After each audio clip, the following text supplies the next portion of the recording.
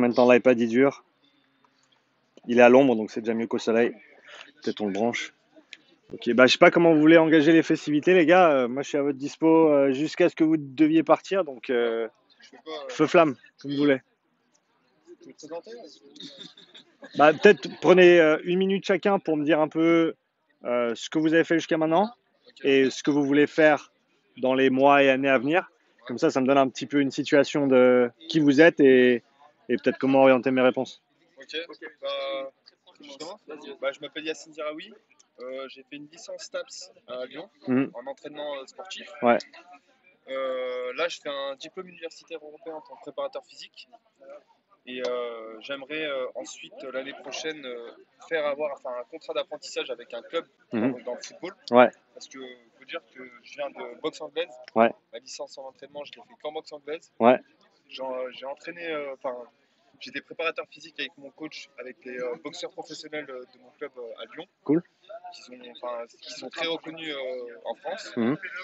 Et là, j'aimerais avoir aussi un petit passage dans le football. Ouais. Parce que je sais que le football, j'en ai fait petit. C'est quelque chose aussi qui m'intéresse. Et après mon diplôme universitaire, peut-être pourquoi pas faire un contrat d'apprentissage avec un club, Ouais. tout en passant le master PPMR à Lyon. Ok, parfait, super. Du coup, moi, c'est Arthur, Béziers. J'étais, comme Yacine, j'ai fait une licence entraînement en STAPS à Lyon. Ouais. J'ai intégré le DUEP aussi. Ouais. Et moi, on va dire que mon projet à long terme, j'ai pas de projet à long terme. On va dire que je suis pas fermé à tout type. Voilà, je vais être un peu dans le monde du sport, donc soit en tant qu'entraîneur dans le rugby, ou soit en tant que préparateur physique. Donc là, c'est-à-dire que je peux toucher à tous les sports. Ça m'intéresserait même de naviguer entre certains sports avec certains athlètes. Ouais. Et pourquoi pas monter des structures un peu qu'on m'appelle à l'étranger et développer par exemple le rugby dans des pays où c'est en cours de développement et ils ont besoin un petit peu d'un appui. Super. Voilà. Donc t'as quand même des projets. Ouais, c'est une idée qui est assez précise quand même. Non, c'est cool, super. Moi c'est Baptiste Bizet, du coup je suis aussi dans le DUEP. Ouais. J'ai fait ma licence STAPS ES à Rennes. Ouais. Et en même temps que le diplôme, je suis en master à Nantes. Et donc j'ai un stage en National 2 basket français féminin. Et à côté de ça, j'ai aussi mon entreprise de coaching individuel. Cool. Je me suis spécialisé sur les pompiers qui veulent devenir pro ou pompiers de Paris. Ok. Donc tu connais bien les tests, tu connais bien les demandes, tu connais bien les protocoles, etc. Ouais. Ça. Cool. Je me suis penché sur les trucs, j'ai essayé d'optimiser au maximum, essayer de trouver des petites techniques pour gagner 2-3 secondes sur les parcours. Ouais. Et donc du coup, je suis en train de relancer parce que j'ai dû déménager de Rennes à Nantes. Ouais. Et c'est voilà. le même process là-bas pour les pompiers. Ouais, c'est national. Ok, donc du coup c'est pareil partout et tu peux réutiliser ce que tu as fait et le transposer. Ça marche. Et puis voilà, après projet à long terme, je ne sais pas exactement où la vie me mènera. Je ne sais pas si ce sera dans le basket ou dans l'individuel avec les pompiers. Ouais, ok. Et voilà. Super, ça marche bien avec les pompiers? À Rennes, ça marchait bien. Ouais. J'avais, ce que je disais tout à l'heure, j'avais 4-5 clients entre 3 et 5 fois par semaine. Ouais. Et là, du coup, à Nantes, eux sont restés à Rennes, donc il faut que je les retrouve et je suis en train de relancer là. La machine? Ok, ça. Super. Du coup, moi, c'est Issam Bouadja. Ouais. Je fais ma licence à être entraînement sportif aussi. Ouais. À Lyon, comme Yacine. Moi, c'était plus dans l'athlétisme, précisément le sprint. Ok. Là, je suis en DUEP aussi, dans la préparation physique. Mon objectif, c'était d'être préparateur physique, mais j'aimerais me rentrer dans le domaine sportif de haut niveau, Ouais. vraiment dans les clubs. Après mon DUEP, j'aimerais rentrer en master aussi, pour avoir une meilleure formation, on va dire, et me rentrer dans le foot. Ok. Donc foot. C'est ça. Moi, foot rugby. Et boxe, un peu les deux, genre. Ouais, avoir foot et des boxe. athlètes, Okay. On va dire des boxeurs, vu que j'ai une base vraiment en boxe. Ouais. Et aussi être un peu dans le foot. Ouais. Franchement, c'est deux sports avec. Voilà. Tu serais content avec l'un ou l'autre ou les deux. Ok, cool. Comment vous voulez faire? Vous voulez attaquer avec des questions? Vous avez des sujets de conversation que vous voulez aborder? Peut-être commencer chacun à son tour pose une question ou propose une idée. Et puis après, tout le monde décide laquelle on fait en premier. Puis comme ça, on attaque comme ça. Comme ça fait plus conversation que. Plutôt un thème déjà, de base. Ouais, moi j'avais en tête le RPE et le suivi de la charge. Ouais, ok, d'accord. RPE, suivi de charge, c'est bien, c'est un bon sujet. J'ai ça aussi, et ce qui va être profilage physio et travail du système OSP. Ok. Peut-être sur les facteurs de la performance d'un footballeur. Ouais. Alors, quels sont, comment dire, sur le plan annuel, Ouais. comment on pourrait, vu qu'on sait qu'ils s'entraînent tous les week-ends, comment on pourrait créer ce plan annuel pour le footballeur. Parce que je sais qu'un boxeur, c'est différent. On connaît son combat, Tu as on va une dire, échéance de combat voilà, et tu as genre un 3 mois temps de avant. préparation. Ouais. Du coup, on sait comment s'organiser. Ouais. Genre, par exemple, je sais qu'on est plus sur l'endurance de force. Après, on passe avec un peu d'hypertrophie pour finir en force max et puissance. Mhm. Alors qu'un footballeur, c'est vraiment tous les week-ends. Donc, il faut trouver, on va dire, le comportement, avec les comportements observés, avoir un comportement attendu pour les prochaines séances. Ouais, ok. Voir comment on pourrait faire. Ça marche. Plus sur la planif à long terme pour le footballeur. Voilà, pour un footballeur. Ok, ça marche. Moi, j'ai plein de questions dans des domaines variés, franchement. C'est bien. Déjà, en fait, je voudrais savoir un peu plus sur toi, savoir ton parcours, comment Ouais.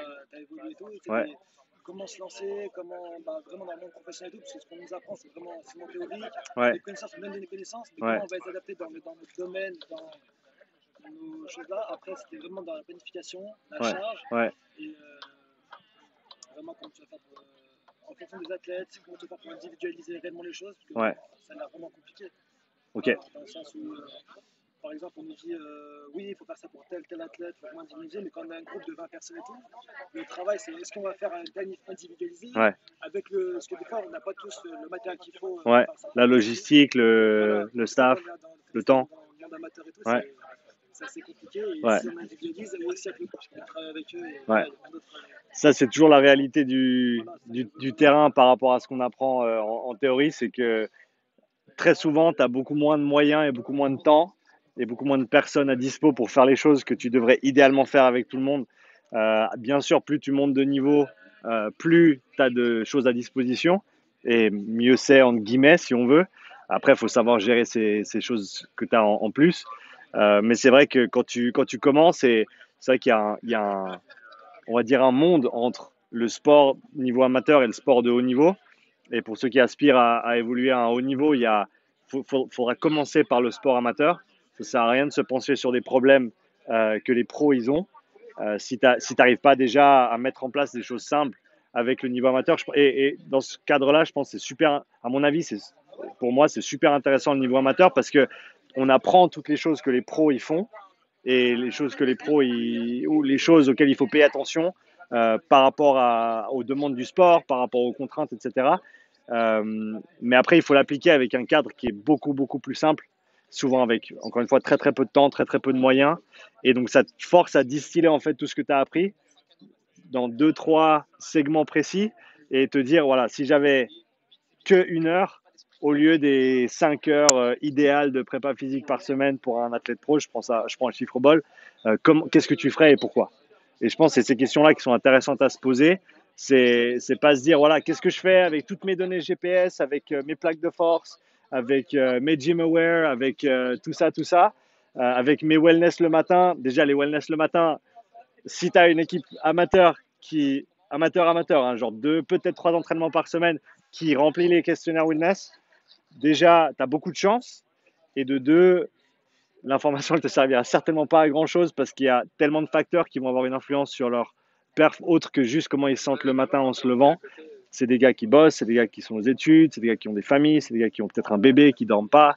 Enfin, c'est tout vraiment la réalité du sport amateur, en fait, qui, encore une fois, à mon avis, est super intéressante, mais qui pose des contraintes on n'y pense pas, en fait. Quand on se dit, voilà, tu as parlé de quantification de la charge, c'est de loin pas mon domaine de spécialisation, dans le sens où j'ai pas eu la chance de le mettre en pratique, simplement parce que avec l'équipe de rugby avec laquelle je travaille, par exemple, c'est une équipe amateur, on s'entraîne 2 fois par semaine, il n'y a pas de quantification de charge. Dans le sens où les mecs, la régulation et quantification de leur charge à eux, c'est la charge de travail, la charge de stress, les heures qu'ils ont de sommeil la nuit avec leur bébé. Pour eux, c'est ça en fait la charge. C'est pas combien de tonnage ils font en renfo et combien de kilomètres ils font sur le terrain et combien de mètres ils font en sprint. On s'en passe. Donc, sur un niveau amateur, on pourrait s'en passer. Très largement. Ouais. Je pense qu'il y a énormément de choses qui sont super intéressantes et qui, moi, m'intéressent. Par exemple, tu as parlé du profilage, des tests de performance, etc., qui sont super intéressants à mon avis. Mais par exemple, cette année, 3e année que je fais avec le club, j'ai fait aucun test. Ouais. L'année dernière et l'année d'avant, j'avais fait un seul test, c'était le demi-Cooper. Pourquoi? Parce que c'est le plus simple et le plus court. C'est 6 minutes sur une piste et après, tu as ton classement et après, tu partages ton groupe en 3 segments et tu dis ben, vous courez plus, vous courez à moitié, puis vous courez un peu moins. Et puis après, tu peux refaire le test de 6 minutes pour quantifier tes progrès. Mais cette année, on avait très peu de temps.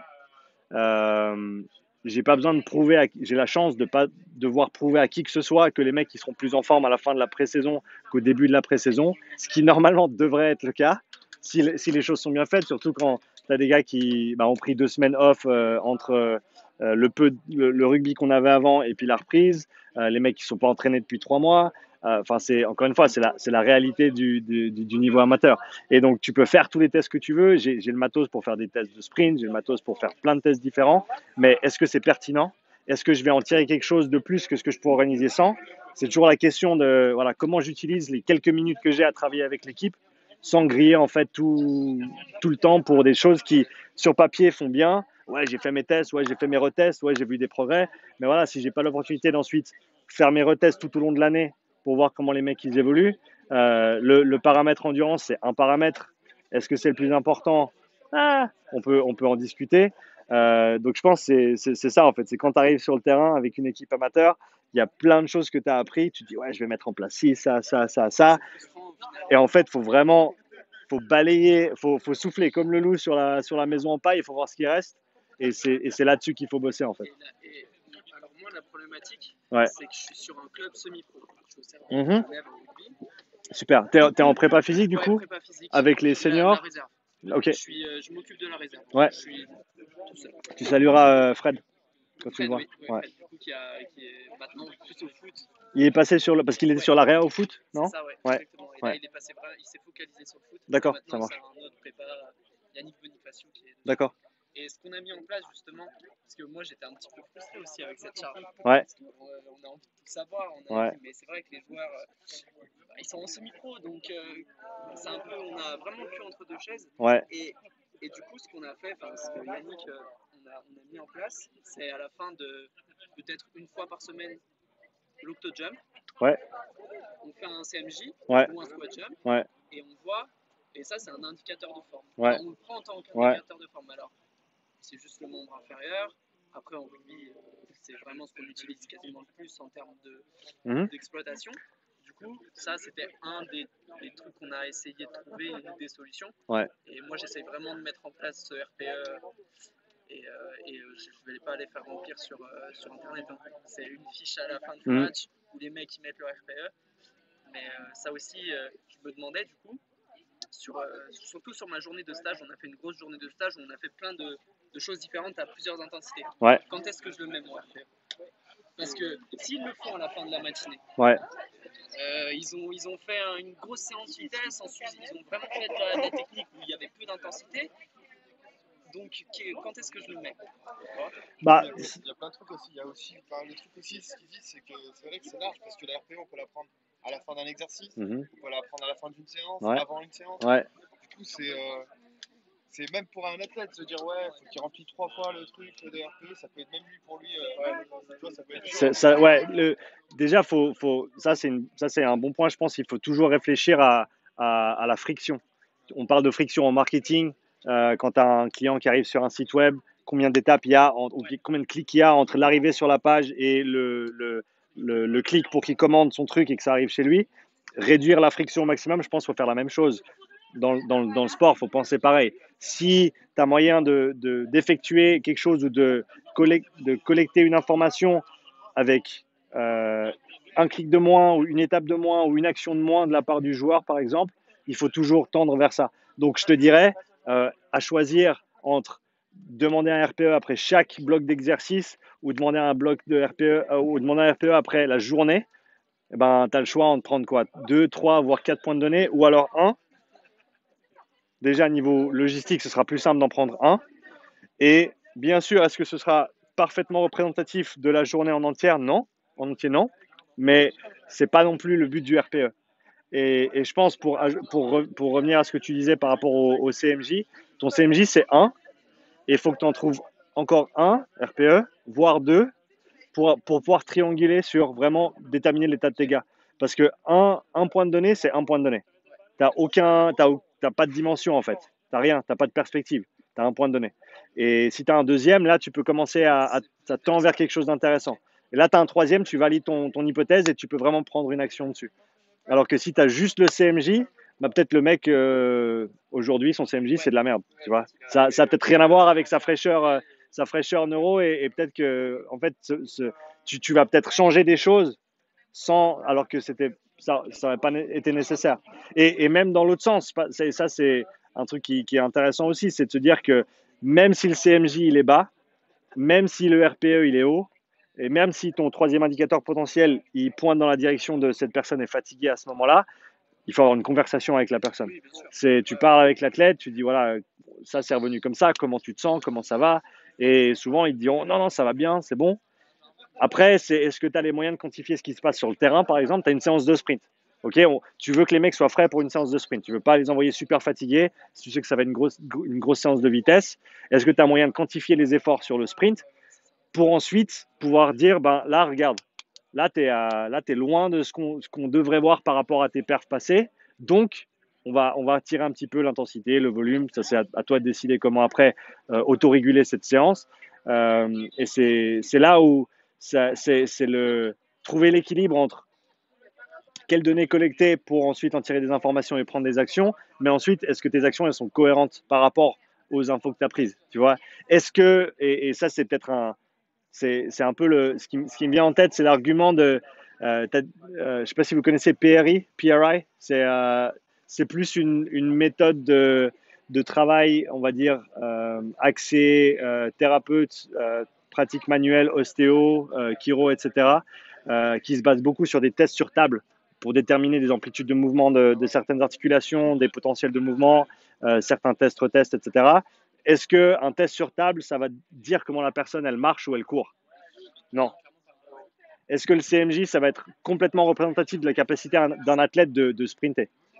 C'est une donnée, tu vois? Donc après, c'est trouver le juste milieu sur... Bien sûr, je pense qu'il faut quand même faire le minimum pour pas mettre tes athlètes en danger. Ça, c'est toujours le plus important. Donc, avoir ces mesures, entre guillemets, préventives, ou alors des données qui vont te donner des informations qui vont te permettre de prendre des actions préventives, ça, c'est toujours une bonne idée de le faire.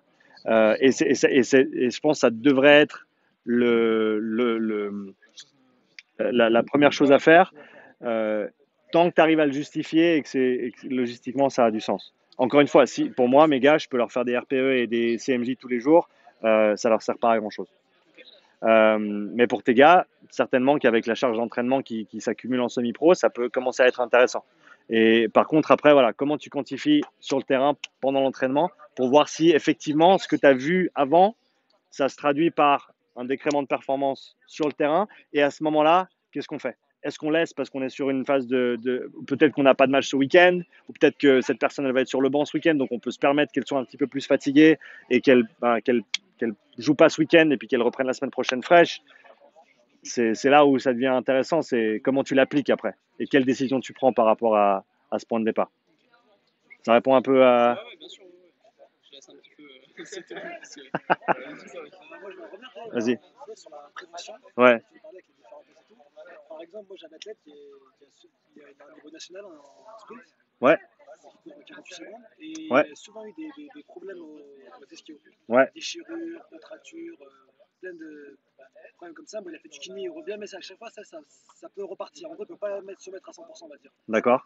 Et du coup, donc, en gros, c'est bien que je fasse des tests avant pour tout ce qui est structurel, des tests de raideur pour savoir s'il a possibilité qu'il se reblesse. Mais comme je sais déjà qu'il y a moins qu'il se reblesse, Ouais. qu'est-ce que je peux mettre en place pour vraiment prévenir, mis à part tout ce qui est souplesse? Ouais, alors je suis de loin pas spécialiste en réathlé, donc prends tout ce que je dis avec, pour ce que ça vaut. Moi, je te dirais déjà, tu vas lire tous les papiers de JB Morin sur le travail en sprint et les blessures aux ischios par rapport au sport. Ouais, Jean-Baptiste Morin.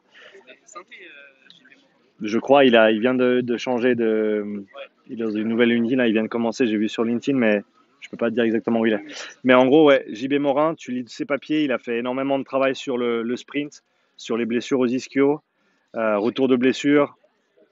Je pense que après, il faut voir encore une fois, c'est pas mon domaine de prédilection, champ d'application, mais un profil force-vitesse, idéalement, il faut l'avoir quand il est en forme, parce qu'après, ça te permet de voir, après une blessure, est-ce que le mec est revenu à ses paramètres de force, à ses paramètres de vitesse, est-ce qu'il est de nouveau équilibré, entre guillemets, par rapport à son profil idéal. Là, ton gars, s'il revient, il se reblesse, il revient, il se reblesse, ça veut dire qu'il n'est pas dans un état idéal. Ça veut dire qu'il manque quelque chose sur sa réathlée. Ça veut dire qu'il y a un chaînon manquant entre le kiné, le prépa, ou le process qu'il y a entre les deux. En fait, le club, avant Ouais. le mois, il n'y avait pas de préparateur physique. D'accord. Du coup, il n'y avait que l'entraîneur. Ouais. Tout ce qui était renfort, c'était, on va dire, secondaire. Ouais. Récupération, c'est secondaire. Ouais. Du coup, en fait, ça va être mon rôle cette année de D'accord. faire la prévention, Ouais. le renforcement et éviter le maximum de blessures. Alors, je pense déjà faire un bilan général de ce qu'il fait et de ce qu'il fait pas, et combien et comment et pourquoi. Ça va être ton premier truc. C'est prendre une vue d'ensemble. Qu'est-ce qu'il fait comme entraînement en course? Qu'est-ce qu'il fait comme entraînement en renfort? Qu'est-ce qu'il fait comme entraînement en récup? Qu'est-ce qu'il fait comme entraînement est-ce qu'il fait du yoga? Est-ce qu'il fait de la méditation? Est-ce qu'il récupère assez? Est-ce qu'il dort bien? Qu'est-ce qu'il a comme cadre en dehors de l'entraînement? Est-ce que c'est simplement qu'il est stressé à mort parce qu'il a des problèmes perso et puis ça va bien sûr avoir un impact sur sa capacité à performer, sur sa récupération aussi. Après, si tu me dis qu'il revient, il repart, il revient, il repart, c'est qu'il y a un problème sous-jacent qui n'a pas été adressé. Mais par rapport à son programme global, est-ce qu'il est bien couvert? Tu vois, est-ce que tu coches toutes les cases? Est-ce que lui, il coche toutes les cases dans son entraînement? Ou est-ce qu'il manque peut-être des paramètres importants? Donc, ton premier boulot, c'est de déterminer pour un sprinter de 400 quels sont les facteurs fondamentaux et importants d'un programme d'entraînement de manière très, très globale. Donc, entraînement, récupération, le cadre en dehors de l'entraînement aussi. Et est-ce qu'il les fait tous? Et ce qu'il ne fait pas, est-ce que tu penses que cela pourrait être contributeur à ces blessures et reblessures? Et après, déjà par rapport à ça, avoir une conversation avec l'entraîneur, avoir une conversation avec lui, une conversation avec le kiné. Parce que si le kiné il voit ton athlète tous les 2-3 mois, c'est qu'il y a un problème. Ça va être cher parce que moi, je vais prendre le groupe à partir de la semaine prochaine. Ouais. Je l'ai pas encore actuellement. Ouais. Il est revenu l'année passée. Il a fait sa meilleure performance l'année passée aussi. Ouais. Il a fait les France et tout. Ouais. Mais l'entraîneur, il s'appelle souvent de sa blessure et il va être un toujours déprimé. D'accord. On sait qu'il peut faire encore mieux, on va dire. Ouais. Est-ce que ça peut être mental aussi, Ça peut, mais si tu as un ischio qui lâche assez souvent, c'est qu'il y a un problème. Il y a quelque chose qui n'a pas été adressé et je ne peux pas te donner de réponse par rapport à la nature du problème. Ça peut. Alors, avant de faire des tests, tu fais un bilan général de ce qui a été fait jusqu'à maintenant, de ce qui n'a pas été fait jusqu'à maintenant, de ce qui pourrait être fait en plus. Par exemple, est-ce qu'il récupère pas assez bien? Tu vois, est-ce que niveau hydratation, nutrition, sommeil, stress, est-ce que ça pêche de ce côté-là? Rétablis ça correctement. Si le reste de l'entraînement te semble cohérent, ben, tu n'as pas besoin de changer si ça n'a pas besoin d'être changé. Regarde si ça fait que, tu vois. Est-ce qu'il se blesse toujours après, je sais pas, 2 semaines de soucis avec son enfant, ou je sais pas s'il a un enfant, mais je veux dire, il y a des choses qui peuvent ressortir comme ça, qui peuvent te mettre la puce à l'oreille. Oui, c'est plus un facteur externe à l'entraînement qu'un facteur interne. Après, si c'est un facteur interne, bah, c'est voilà, te dire, encore une fois, regarde ce que d'autres coureurs font, regarde ce qui est fait de manière générale, regarde ce que ton coureur fait, compare et détermine les manques potentiels ou les choses qui sont faites peut-être trop par rapport à d'autres. Et ça, je pense que ça peut te mener à en tout cas des pistes. Et après, oui, s'il faut faire des tests, tu peux faire des tests. Mais d'expérience avec tous les tests que je fais au niveau physio, etc., la chose qui m'informe le plus, c'est regarder le programme d'entraînement de manière générale et voir ce qui manque. Ouais. Il faut que tu leur demandes ce qu'ils ont fait dans les mois derniers, dans les années dernières. Ouais, et simplement pour voir s'il y a des pistes d'investigation qui peuvent te permettre de dire, voilà, il manque ça. Par exemple, il fait jamais de renfort. Il fait jamais de travail sur ses ischios. Ça peut être des soulevés de terre, ça peut être des RDL, ça peut être des nordiques, ça peut être... Il y a 1000 façons de le travailler. Il y a des arguments pour et contre tout. Donc, à toi de faire la part des choses et de dire, voilà, qu'est-ce qui manque? Est-ce qu'il manque du travail sur la chaîne postérieure, par exemple? Si c'est complètement absent de son programme ou qu'il en fait très très peu, eh ben ça te met la puce à l'oreille. Ah, bah peut-être qu'il lui faut juste un peu plus de renfort là parce que vu sa charge d'entraînement, eh ben, ça lui ferait pas de mal au niveau structurel d'être un petit peu plus robuste à ce niveau-là. Ce que je sais, c'est que les renforts qu'ils ont fait au niveau des chaînes postérieures, c'est souvent en chaîne antérieure. Jamais, on va dire. Donc c'est pas chaîne postérieure. Des jambes, on va dire, c'est plutôt les quadriceps. Ouais. Voilà, donc c'est plus antérieur que postérieur. Donc déjà là, il manque quelque chose. Parce que pour un sprinter, c'est postérieur. C'est l'impact et l'importance d'une chaîne postérieure forte pour un sprinter, c'est fondamental. Dans les clubs amateurs et tout. Ouais. Ce qu'on va faire, ça va être des squats, des fentes, Ouais, des squats sautés. bien sûr. Pour nous, mais en gros, ça va plus vraiment travailler. Le manque de matériel n'est pas une excuse pour avoir des idées d'exercices que tu peux faire qui vont solliciter cette chaîne postérieure. T'as pas besoin d'avoir une salle de 5 étoiles pour faire du boulot sur ta chaîne postérieure. Et ça, il suffit de te renseigner, creuser un petit peu. Je te dis, JB Morin, c'est une super source. Rugby Strength Coach, je sais pas si tu connais. Non? Tu lis un peu l'anglais ou tu... Non? Ok.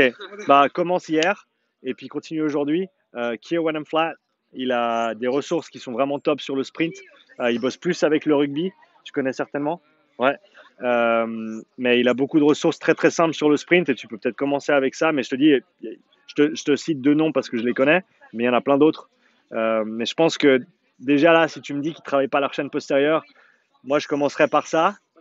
Et regarde comment le reste se passe, quoi. Ouais, ça peut venir de là. Moi j'avais une question, juste question et réponse rapide, c'était pour revenir sur le RPE. Tu disais que toi tu mettais pas le RPE avec tes rugbyman, tu le voyais 2 fois par semaine. À partir de combien de séances ou à partir de quand il est intéressant de faire une étude RPE sur un groupe ou sur une personne?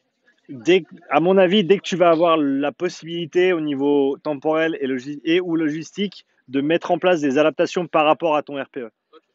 Si tu prends ton RPE pour prendre ton RPE puis qu'après tu peux rien faire parce que tu es tout seul, tu as 40 gars puis tu n'as qu'une heure par semaine, ton RPE il sert à rien. Donc dès le moment où tu peux prendre action sur la donnée que tu vas collecter, tu la collectes. Jusqu'à ce moment-là, elle serait... Après, non, je reviens sur ce que j'ai dit. Tu peux quand même la prendre pour être informé. C'est ça, mais...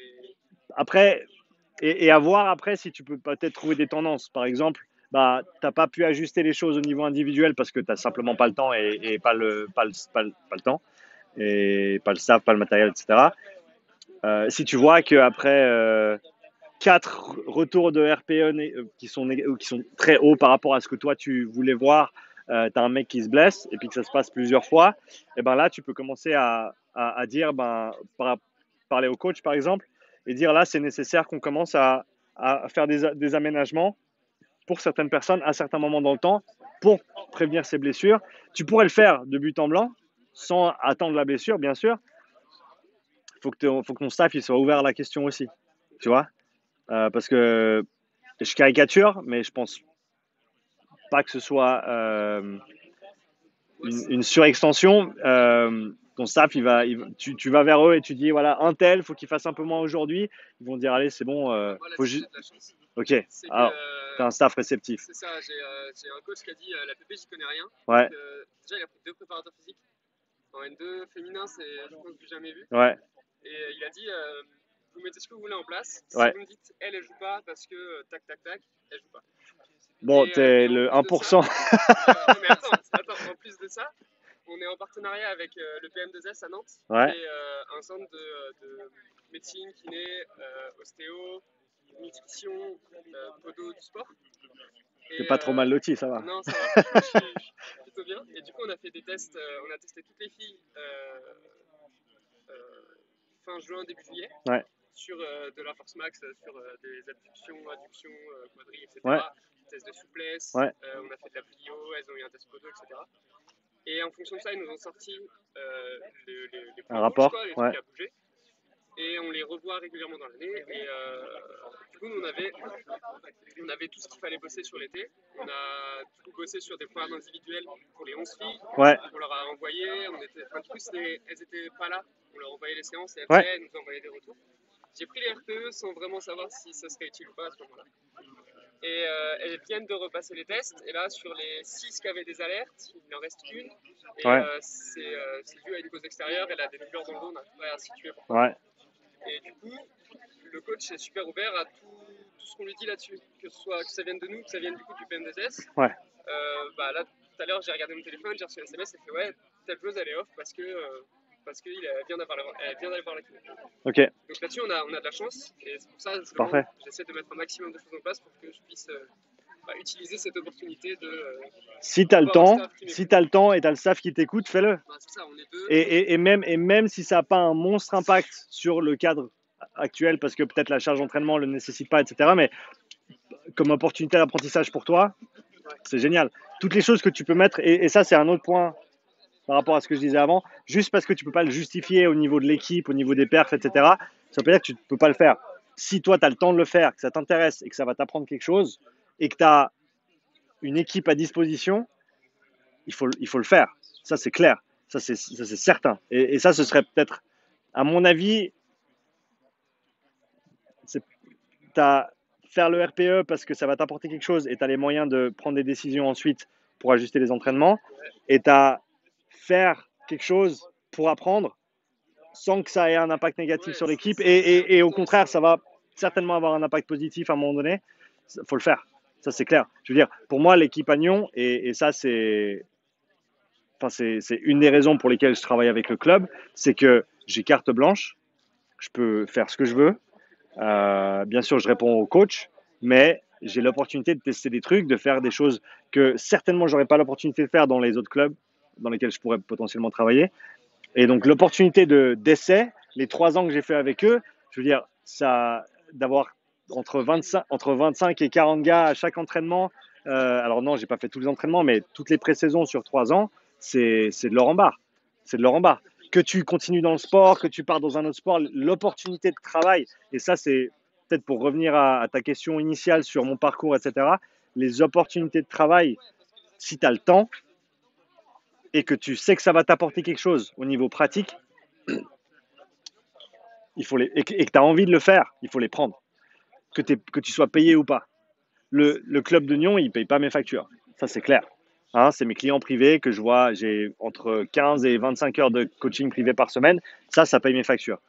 Les pré-saisons avec Nyon, c'est de l'expérience, c'est un club où moi j'ai joué étant gamin, c'est des potes aussi qui jouent encore, des potes qui coachent encore, c'est une atmosphère qui me botte, et une grosse opportunité d'apprentissage. Et un terrain de test où je fais, entre guillemets, ce que je veux. Bien sûr, le but, c'est de le faire bien et que ce soit au service des joueurs. Mais c'est une grosse opportunité de ce côté-là. Donc, je pense qu'il faut toujours mettre en équilibre ces choses-là. Tu es payé pour un service, ou alors tu vas le faire pour apprendre quelque chose. Et je pense qu'il y a tout ce discours de il ne faut pas travailler gratuitement, ça a un impact négatif sur notre profession, etc. Oui, mais si tu as l'opportunité de bosser avec un club semi-pro, même un club amateur, tu vois, si toi tu vas voir un club amateur et qu'un autre va voir un club amateur et que l'autre demande tant par mois, et que toi tu as un petit peu de temps libre, tu aimes bien le sport, tu sais que ça va peut-être t'ouvrir des portes, ça va te permettre de te développer dans ton activité, et puis que tu demandes soit rien, soit pas grand-chose, c'est une opportunité qui est à prendre. Donc ça, au niveau, je pense, développement de carrière, faut le voir comme un investissement. Soit tu es payé pour faire quelque chose, soit ce que tu n'es pas payé, c'est ce que toi tu investis dedans pour apprendre quelque chose, pour aller de l'avant. C'est des connaissances et des compétences et des connexions. Et le côté réseau, à mon avis, il est fondamental. Il est fondamental. Il faut se faire des connexions. Il faut parler à d'autres préparateurs physiques. Il faut parler à des coachs. Il faut travailler sur ces connexions-là. Il y a un bouquin qui est fantastique. En anglais, il s'appelle Never Eat Alone. Ne mange jamais seul. L'auteur a un nom italien à rallonge. Tu ne pourras pas le rater. Je ne me rappelle plus de son nom. Mais ça, il est vraiment génial. Et c'est l'idée de, en gros, et surtout si tu as des aspirations d'aller toucher au haut niveau, tu n'y arriveras jamais tout seul. Ok ? Et autant, dans ce cas-là, t'entourer de gens qui vont pouvoir soit te faire les bonnes connexions au bon moment, soit t'ouvrir les portes qu'il faut ouvrir, soit te passer les infos qu'il te faut. Et ça, il faut être proactif. Il ne faut pas attendre j'ai besoin d'eux pour faire quelque chose en amont. Donc, et ça, il faut vraiment y travailler constamment. Et à mon avis, c'est tout aussi important dans notre travail de préparateur physique, de coach, que tous les aspects techniques, tous les aspects de coaching, de planification, de méthodologie, de système, etc.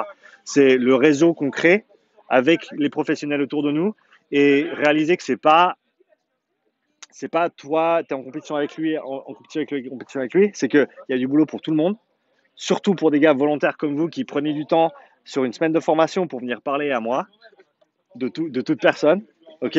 Vous avez envie d'apprendre, vous avez envie d'avancer, donc mettez cette énergie à profit, créez votre réseau. Là, quand vous partez, vous devriez tous avoir vos numéros respectifs, rester en contact, dans quel club tu es, qu'est-ce que tu fais. Et ça, c'est toujours des choses qui vont être bénéfiques. On ne sait jamais quand ces connexions elles vont porter ses fruits, mais c'est toujours bien de les avoir, c'est mieux de les avoir que de ne pas les avoir. Hein, donc, niveau réseau, il faut. Bah, c'est ce que je disais à Baptiste tout à l'heure. Ouais. Je lui ai dit, je le connais très peu, mais je lui ai dit, je te trouve très opportuniste dans le très bon sens du terme. Ouais, je pense, ouais, c'est intéressant comme remarque parce que c'est clair que opportuniste, ça peut être vu d'une manière négative, mais non, si tu peux pas juste être attentiste et prétendre ensuite à bouger monts et merveilles. Il faut y aller, il faut vouloir, il faut poser les questions.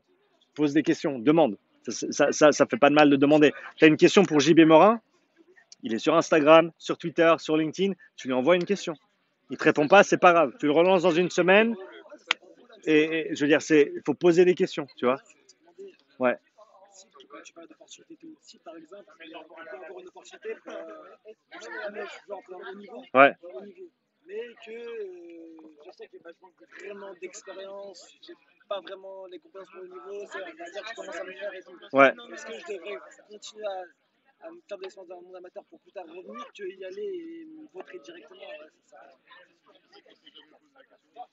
Juste parce que tu y vas sans. Déjà, le fait que tu aies conscience du fait que tu n'as pas nécessairement toutes les cartes en main pour faire le meilleur boulot possible en arrivant là où tu vas, ça c'est de l'or. Ça, c'est bien. Parce que déjà, quand on parle avec les profs, avec vous et tout, je me dis, est-ce que j'ai le niveau? Est-ce que là, Et ça, mais ça, de toute façon, le jour où tu penses plus ça, il faut changer de métier. Le jour où tu penses que tu as tout compris et que tu as toutes les cartes pour faire bien, c'est bon, c'est mort, passe à autre chose. Donc, j'ai des doutes matin, midi et soir. Et c'est pas que ça fait 7 ans que je fais ça, donc je suis pas non plus un dinosaure, mais je pense que c'est un état d'esprit. C'est pas il n'y a pas de point d'arrivée en fait. C'est un processus. C'est un processus qui est constant, d'apprentissage, d'approfondissement de connaissances, de contacts, d'expériences, de pratiques, de feedback des athlètes. Et si déjà tu sais que maintenant, peut-être il te manque certaines cartes, c'est à toi de faire ton propre bilan. Je te parlais de faire le bilan de ton athlète et de son programme d'entraînement au sens large. C'est à toi de faire ton propre bilan. Quelles sont mes compétences? Et ça, la plateforme de Kier When I'm Flat, de Rugby Strength Coach, qui s'appelle Strength Coach Network, elle est vraiment incroyable pour ça. Il y a, et ça, si tu lui fileras mon contact, tu m'envoies un message ou un email et je te ferai suivre. Il y avait un message, un post sur un des forums où il parlait justement d'une autocritique en fait de tes propres compétences par rapport aux demandes d'un préparateur physique dans un domaine lambda. Et ça te permet en fait de passer en revue ce que toi tu penses savoir et de ce que tu penses devoir savoir pour faire ton boulot au niveau où tu évolues maintenant. Et l'idée, c'est de vraiment mettre en évidence les points où tu as peut-être des manques. Et après, c'est soit tu t'éduques sur la question, soit tu fais appel à d'autres professionnels pour t'aider. Ce que je fais énormément en ce moment, parce que j'ai aussi les moyens de le faire, c'est que quand j'ai une question, je ne vais pas aller prendre un séminaire ou suivre un cours en ligne. Je vais regarder toutes les vidéos que je trouve sur le sujet pour m'informer au sens large. Et après, je vais aller chercher la personne de référence dans le domaine et je vais les payer pour leur heure d'expertise et je vais leur poser toutes mes questions en direct. Et à partir de ça, je sais que je vais dans la bonne direction. Tu vois?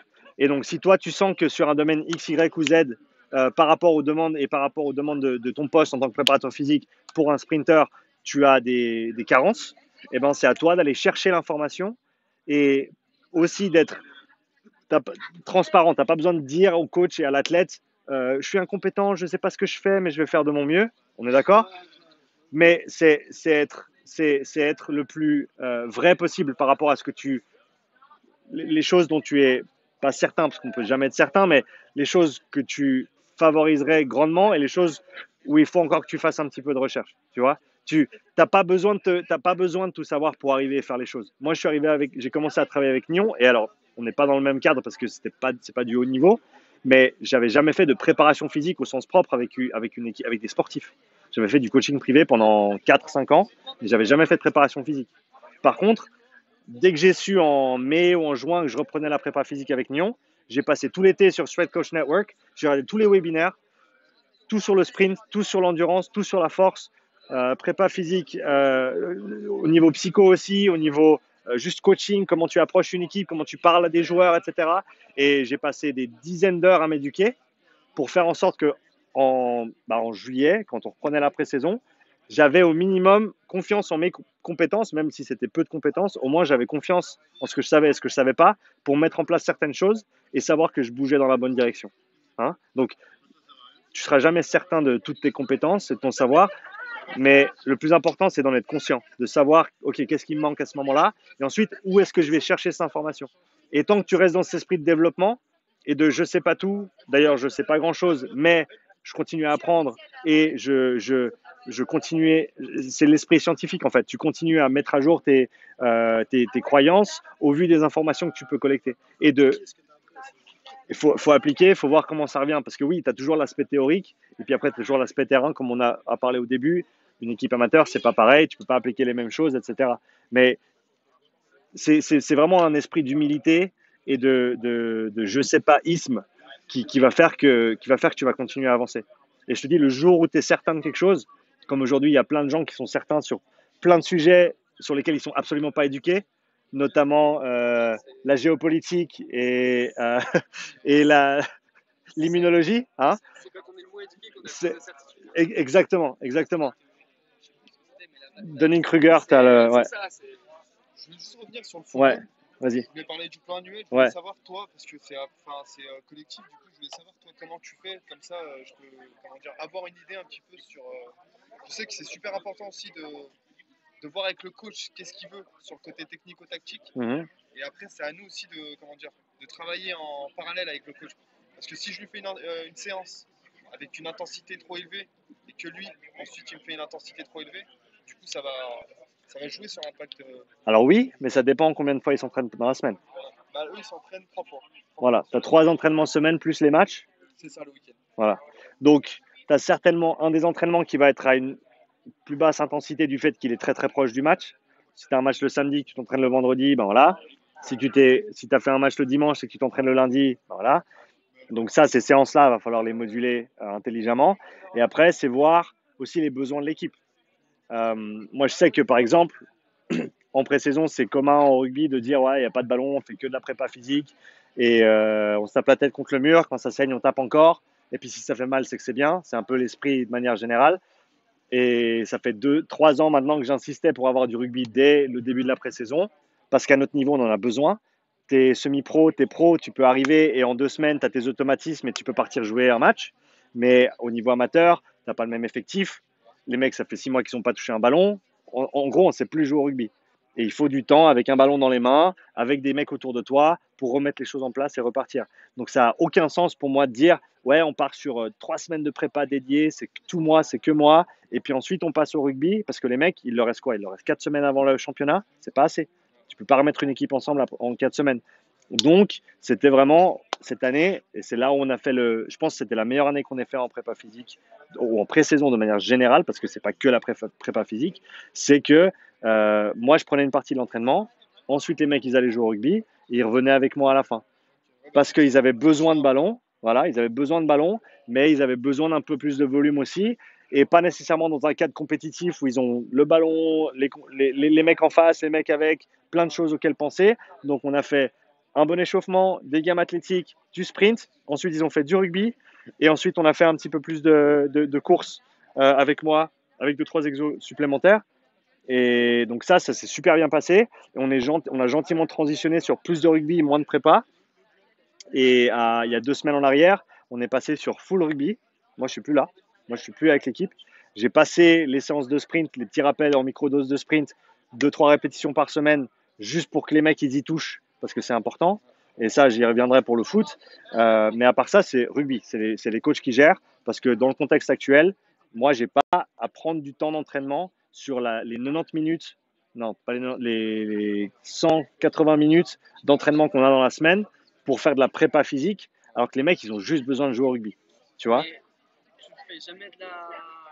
Du coup, ils te donnent pas des moments à toi parce que tu viens du rugby, du coup, tu dois avoir des connaissances. Tu fais pas de la prépa intégrée. Parce que c'est ce que j'expliquais, Ouais, c'est que j'ai la chance ouais, qu'on m'ait regardé avec des grands yeux, qu'on m'ait dit ah mais tu viens du rugby et tout, ouais, mais je te laisse 1 heure le vendredi ouais, sur les 2 séances d'entraînement ouais, technique, je te laisse 1 heure sur les 2 heures où bah, tu me fais de la prépa intégrée.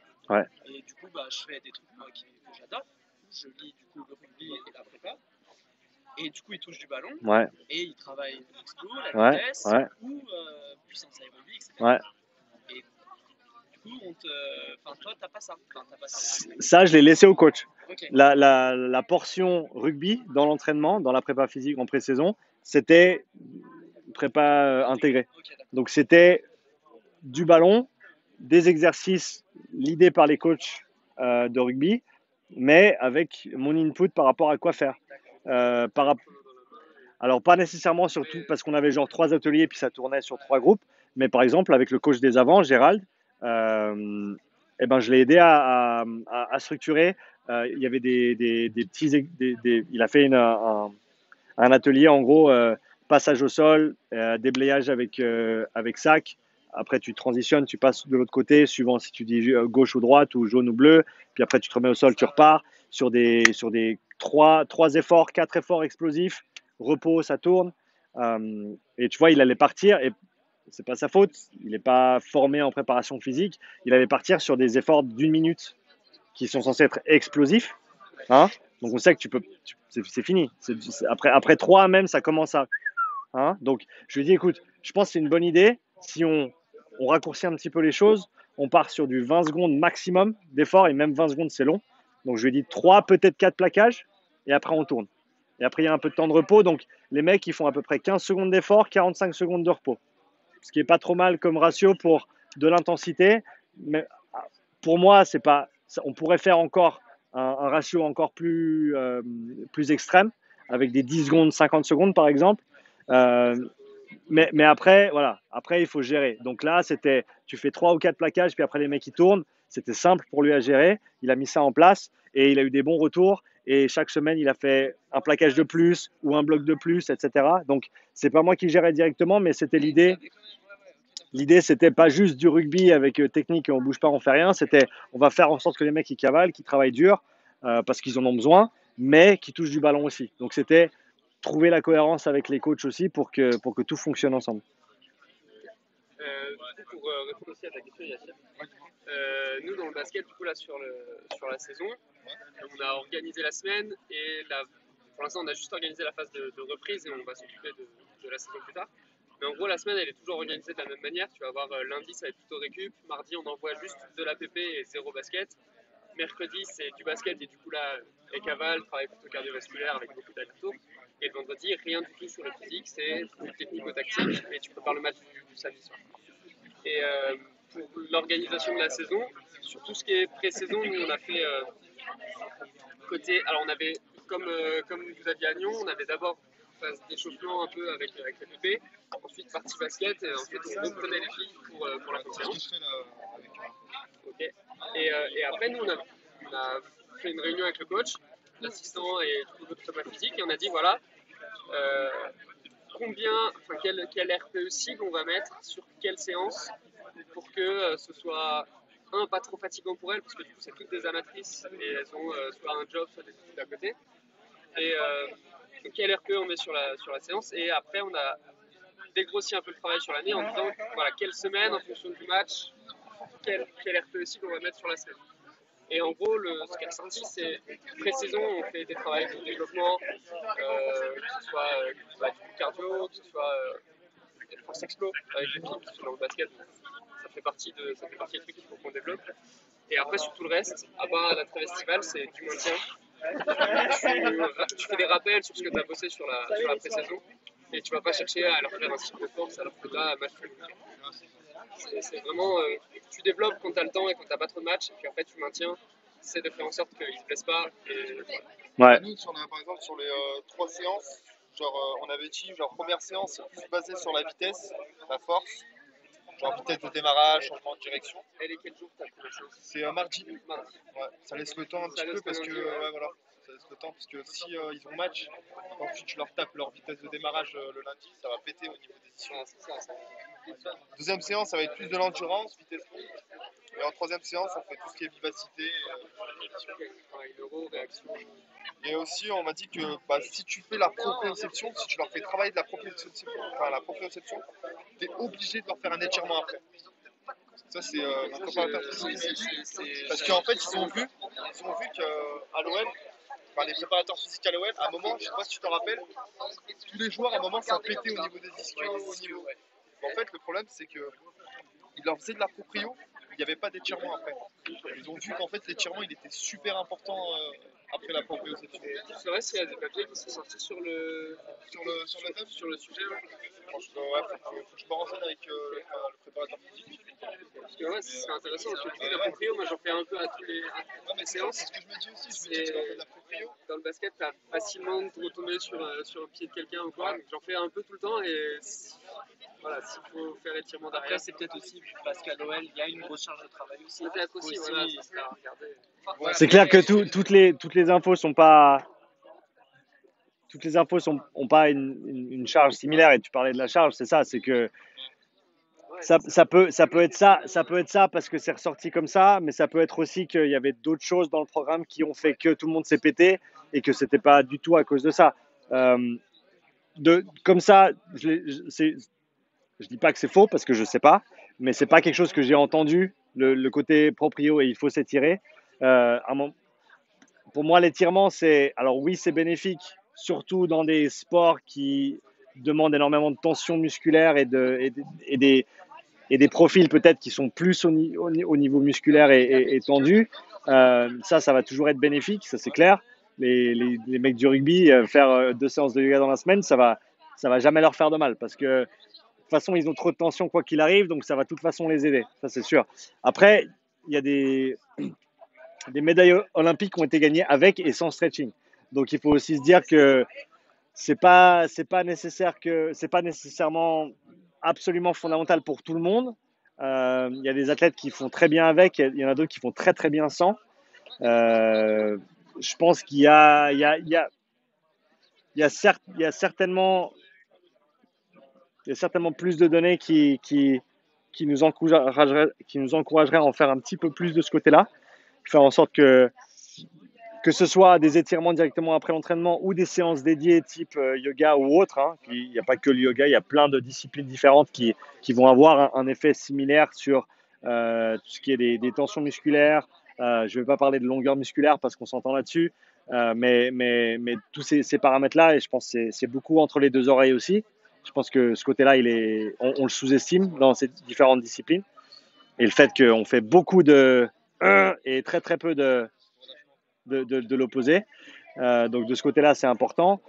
Pour revenir à ta question initiale, je pense que le mieux que tu puisses faire, c'est mettre en place si tu s'entraînes 3 fois par semaine, que tu as du temps de travail avec eux, que tu as le temps de mettre des choses en place qui sont intéressantes, c'est par exemple avoir un test au niveau de leurs conditions physiques, que ce soit un 30-15 IFT ou autre. J'ai fait des tests. Parfait. Je leur ai fait le test de vitesse sur 30 mètres. Test de vitesse sur 30 mètres. 10 mètres et 30 mètres pour voir leur vitesse de démarrage. Tu fais avec l'appli de JB? Non, je ne l'ai pas fait, je l'ai fait directement. Ok. J'ai pris le temps sur les 10 mètres. Ouais. Et le temps sur le 30 mètres. Ouais, sur ok, le 30 tu as l'appli de JB, il te faut un trépied, Ouais. MySprint. Mais je pense que je vais la refaire. Ouais. Je pense que je vais refaire un test de rétention, peut-être décembre. Mais c'est là où j'en viens, c'est que si tu as un test cardio, si tu as un test de vitesse, et que au niveau renfo, etc., tu arrives à gérer la chose, et que tu arrives à répéter ces tests de manière régulière, donc je dirais tous les 2 mois au maximum, là, ça va commencer à t'informer sur quoi faire et quoi pas faire, ou qu'est-ce qu'il faut faire en plus pour faire que. Tu vois, je parlais à Benjamin, Simon Côte, qui est préparateur spécialiste vitesse à Grenoble, rugby, en Fédéral 1. Et donc lui, il travaille avec les 10-80 toute la journée, il collecte chaque fois que les mecs ils font quelque chose, c'est quantifié, et après ils arrivent à revoir les données pour décider, comme on disait avant, je sais plus avec qui on discutait de, tu prends tes mesures, mais après, est-ce que tu peux quantifier la performance et te dire est-ce que les mesures de RPE, par exemple, de CMJ, ils correspondent à quelque chose sur le terrain. Donc, on parlait de ça justement et il disait, bah, ils ont réussi sur cette dernière année à faire en sorte que tous les mecs, ils augmentent leur vitesse et tous les paramètres qu'ils prennent en termes de vitesse. Ils en prennent plusieurs. Je crois qu'il y en avait 4. Il y avait le 30 mètres. Il y avait, honnêtement, je me rappelle plus, mais il y a le podcast qui sort dans quelques semaines. Le 30 mètres en était un. Et en gros, ils ont réussi à faire en sorte que les mecs, même en saison, ils augmentent toute leur capacité, tous les facteurs au niveau vitesse. Ouais. Et donc ça, ils l'ont fait. Bien sûr, il fallait être super précis au niveau de la quantification, etc. Mais je pense pour toi, ça peut être intéressant d'être régulier avec ces tests pour voir, voilà, est-ce qu'en saison, les mecs, ils perdent en condition physique, peut-être. Tu vois, peut-être qu'il y a des mecs qui sont sur le banc. Ça, c'est peut-être, ce serait peut-être le premier truc que je regarderais, c'est les mecs qui ont moins de temps de match. Est-ce que tu leur donnes du travail en plus? Est-ce que le lundi, ils ont du travail en plus? Ça, c'est clair. Ça, c'est clair. Hein, parce que voilà, du temps sur patte, c'est du temps sur patte. Et si tes mecs ils passent les trois quarts du match sur le banc, eh ben ils n'ont pas autant de temps sur patte que. Donc au final, tu finis avec des mecs qui jouent tout le temps, qui sont plus en forme à la fin de la saison, et des mecs qui jouent moins, qui sont moins en forme à la fin de la saison. Donc déjà si tu peux réduire.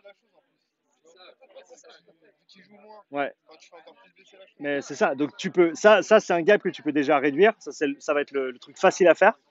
Prends les remplaçants, leur donner du travail supplémentaire sur le premier entraînement de la semaine. Simple. Ou alors même le jour du match. Si les mecs ils sont là et qu'il y a le moyen de le faire, le jour du match, ils font du travail en plus. Tu vois? Et après, voilà, qu'est-ce que tu peux quantifier sur la vitesse, sur le cardio? Est-ce qu'ils restent la même chose? Est-ce qu'ils s'améliorent? Est-ce qu'ils perdent un petit peu? Et là, ça va informer tes décisions. Voilà, est-ce qu'il faut plus de travail de vitesse en saison? Est-ce qu'il faut plus de travail cardio en saison? Est-ce qu'il faut un complément parce qu'on n'en fait peut-être pas assez? Tu vois?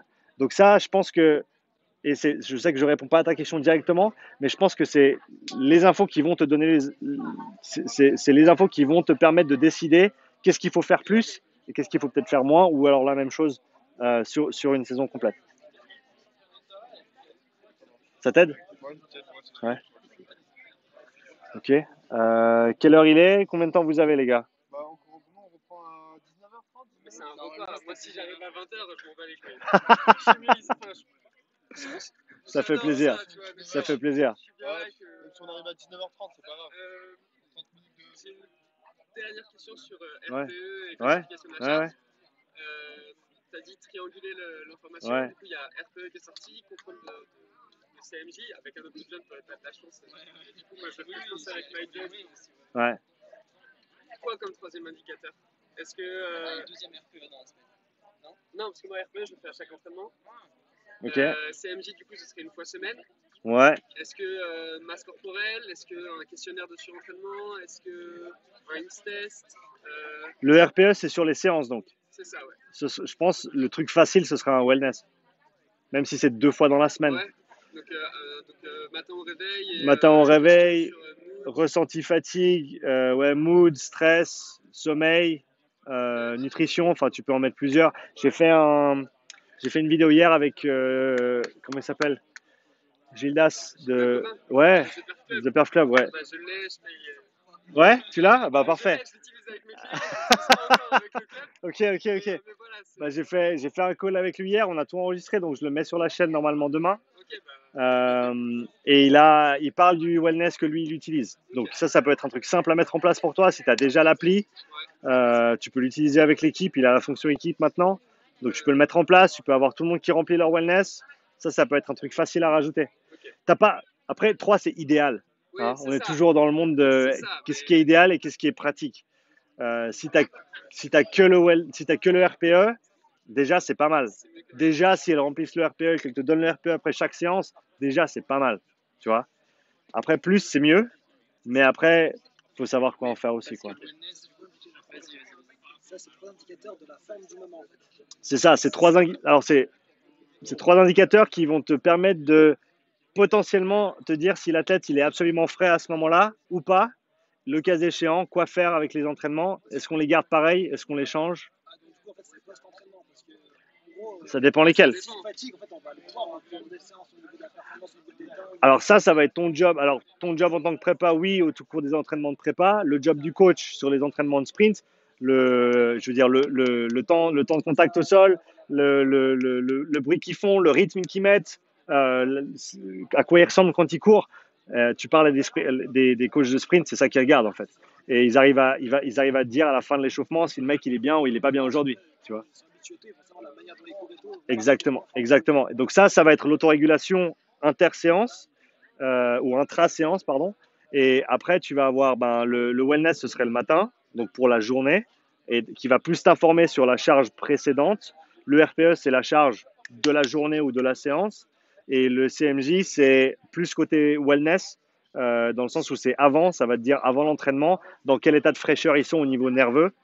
J'ai fait, et tu m'enverras un message, tu lui passeras mon contact, tu m'enverras un message, je t'envoie l'enregistrement. J'ai fait un podcast avec Kenny Gay, il est responsable de tous les sprints pour Swiss Athletic. Super intéressant comme gars, il a des concepts super intéressants qu'il a mis en place au niveau de l'intensité, volume, etc. Mais on parle de ça également, donc je te passerai l'enregistrement, tu peux l'écouter, parce qu'il sort en octobre, et peut-être ça te donne 2-3 pistes de... Ouais. C'est comme aussi, tu avais fait un truc aussi avec Rémi, le préparateur physique. L'Ancou ? Ouais, il sort bientôt, ouais. Il sort courant du mois normalement. C'est pareil, je me souviens, parce qu'il est un peu comme moi, parce que lui, il Ouais, entraîne des boxeurs, ouais, il est aussi préparateur physique de l'équipe d'Algérie, ouais. Ah, ok, ouais. l'équipe nationale. Et pas mal de joueurs pro en individuel aussi. Ouais, C'est un ouais. peu- Je suis un peu dans le même. Ouais, non, c'était une chouette discussion. Il est cool comme gars. Il est Juste très pour cool. le wellness, pour moi, ça soulève un problème qu'on a en amateur et en semi-pro. Ouais, C'est l'engagement personnel des joueurs, c'est ça. Et ça, c'est très frustrant. Ouais. Parce que c'est la même chose avec le RPE. ouais, C'est la même chose avec aussi, et ça, c'est le plus problématique. Les gars, je suis un peu comme Baptiste, on a la chance d'avoir une collaboration avec la Tour, ouais. une clinique de Ouais, je sais. avec 8 kinés à disposition, Ouais. c'est incroyable pour un Ouais. club de semi-pro. Ouais. Donc les gars, ils peuvent se faire voir tout le temps, etc.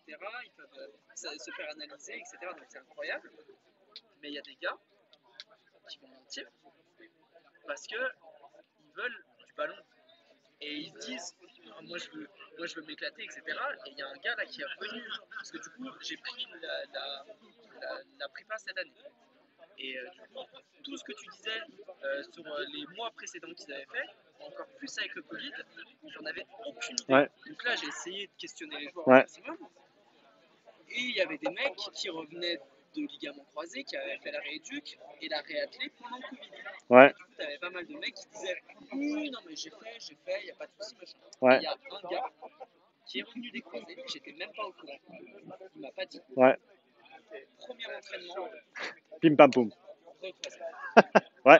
Et c'est Bah, je rigole, mais c'est malheureux, hein. Je suis désolé, mais moi, ouais, ça me surprend qu'à moitié, quoi. C'était le seul moment où j'étais vénère, parce que il y a des mecs, c'est l'implication personnelle, je pourrais jamais être derrière eux. je Ouais. m'en fous. Ouais. Mais quand ça concerne leur santé et tout, ça me touche. Ouais. Et il y a un gars, pareil, il y a plusieurs gars dans le club qui me disent ouais, moi j'ai des problèmes de pubalgie, mais on n'en parle pas. Parce que je sais que si je commence à en parler et tout, je joue pas pendant 6 mois. Ouais. Ou je joue pas pendant 3 mois. Et ça, cette implication personnelle que je pense qu'il y a beaucoup plus en professionnel, parce que c'est Ouais. vraiment leur ambition. Et ils Bah, savent c'est leur taf. voilà. C'est leur taf. Et c'est leur gagne-pain, ils savent que ce côté. Ouais. Quand on est en amateur, c'est compréhensible. Voilà. Ouais. Quand on est en semi-pro, Alors, à mon avis, là, c'est l'opportunité de s'asseoir avec les coachs, d'avoir une discussion qui est très très franche par rapport aux attentes des coachs et des attentes des coachs par rapport à leurs joueurs, et de se dire voilà, qu'est-ce qu'on laisse passer, qu'est-ce qu'on laisse pas passer, et quelles mesures on prend pour ceux qui essaient de nous jouer, quoi. Et où est-ce qu'on en prend? Est-ce que tu vois, je pense par exemple à un cas très concret, t'as pas assez d'effectifs. Tu veux mettre le meilleur truc en place possible, tu veux que les mecs ils se blessent pas, mais le week-end faut jouer, puis tu as 17 bonhommes, sauf si tu inclus les 3 qui t'ont menti, mais qui peuvent faire la feuille du match, tu vois. Et donc là, c'est à toi de discuter avec le staff et d'être très très, c'est à toi de poser la question, parce qu'au final c'est pas toi qui décide, hein. mais c'est à toi de parler au head coach, c'est à toi de parler aux différents coachs et aux différents staffs, et pour qu'il y ait un discours qui soit cohérent par rapport à tout le staff, que tout le monde soit au courant de ce qui se dit et comment on va faire, et ensuite une communication aux joueurs aussi, de comment ça va être géré, ces différents problèmes-là, pour qu'il y ait un discours cohérent. Et ça, c'est le truc au niveau amateur, d'autant plus, qui peut pêcher le plus et qui est le plus simple théoriquement à résoudre, c'est la communication. C'est un aspect qui est fondamental dans tout ce qu'on fait, et on le fait là, hein, je veux dire, on le fait là, c'est communiquer. Communiquer avec tes coachs, communiquer avec tes athlètes.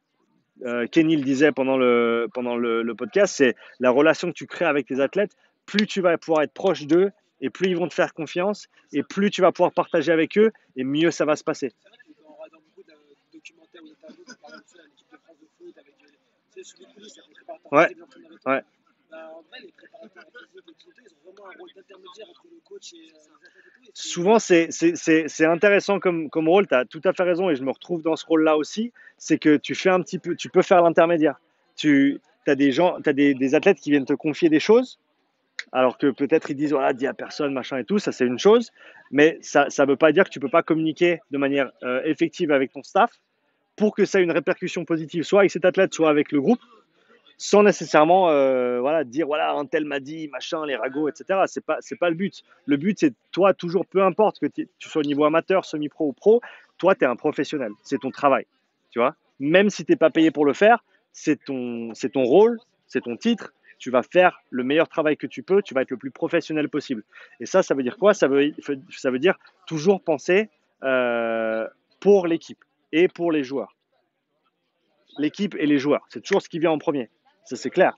Après, il y a des joueurs qui font des choses qui vont à l'encontre des joueurs et de l'équipe. Il y a des staffs qui font des choses qui vont à l'encontre de l'équipe et des joueurs. Donc après, il faut faire la part des choses. Mais plus tu vas pouvoir avoir une communication ouverte avec tes athlètes et ton staff, et mieux ça va se passer. Ça, c'est clair et net. Il y a beaucoup de pudeur. Ouais, Il y a beaucoup de pudeur. énormément de pudeur, c'est clair. Enfin, ils oublient que d'une manière générale, comme tu dis, la communication, c'est vraiment la clé parce que moi, quand je les ai eus en stage et que j'ai dû un peu m'expliquer, etc., j'ai Ouais. dit, les gars, en vrai, je ne vais pas vous mentir, si je peux tout savoir sur votre vie, c'est-à-dire à chaque fois que vous faites un truc, quoi, Ouais. envoyez-moi un message. Ouais. Je leur ai dit vraiment, j'ai que ça à faire. Ouais. Et vous imaginez même pas à quel point ce serait incroyable pour vous et pour moi, et c'est vraiment rien, c'est un message, tu vois. Ouais. De me dire juste, voilà, j'ai fait une séance de crossfit, je suis allé faire une randonnée en montagne, Ouais. c'est parfait, envoyez-moi. C'est ça. C'est ça. J'ai dit la même chose à mes joueuses. Il y en a avec qui c'est passé, il y en a avec qui c'est pas passé. Ouais, c'est pareil. Et voilà, du coup, il y en a une qui est partie en vacances en montagne. Tous les jours, j'avais.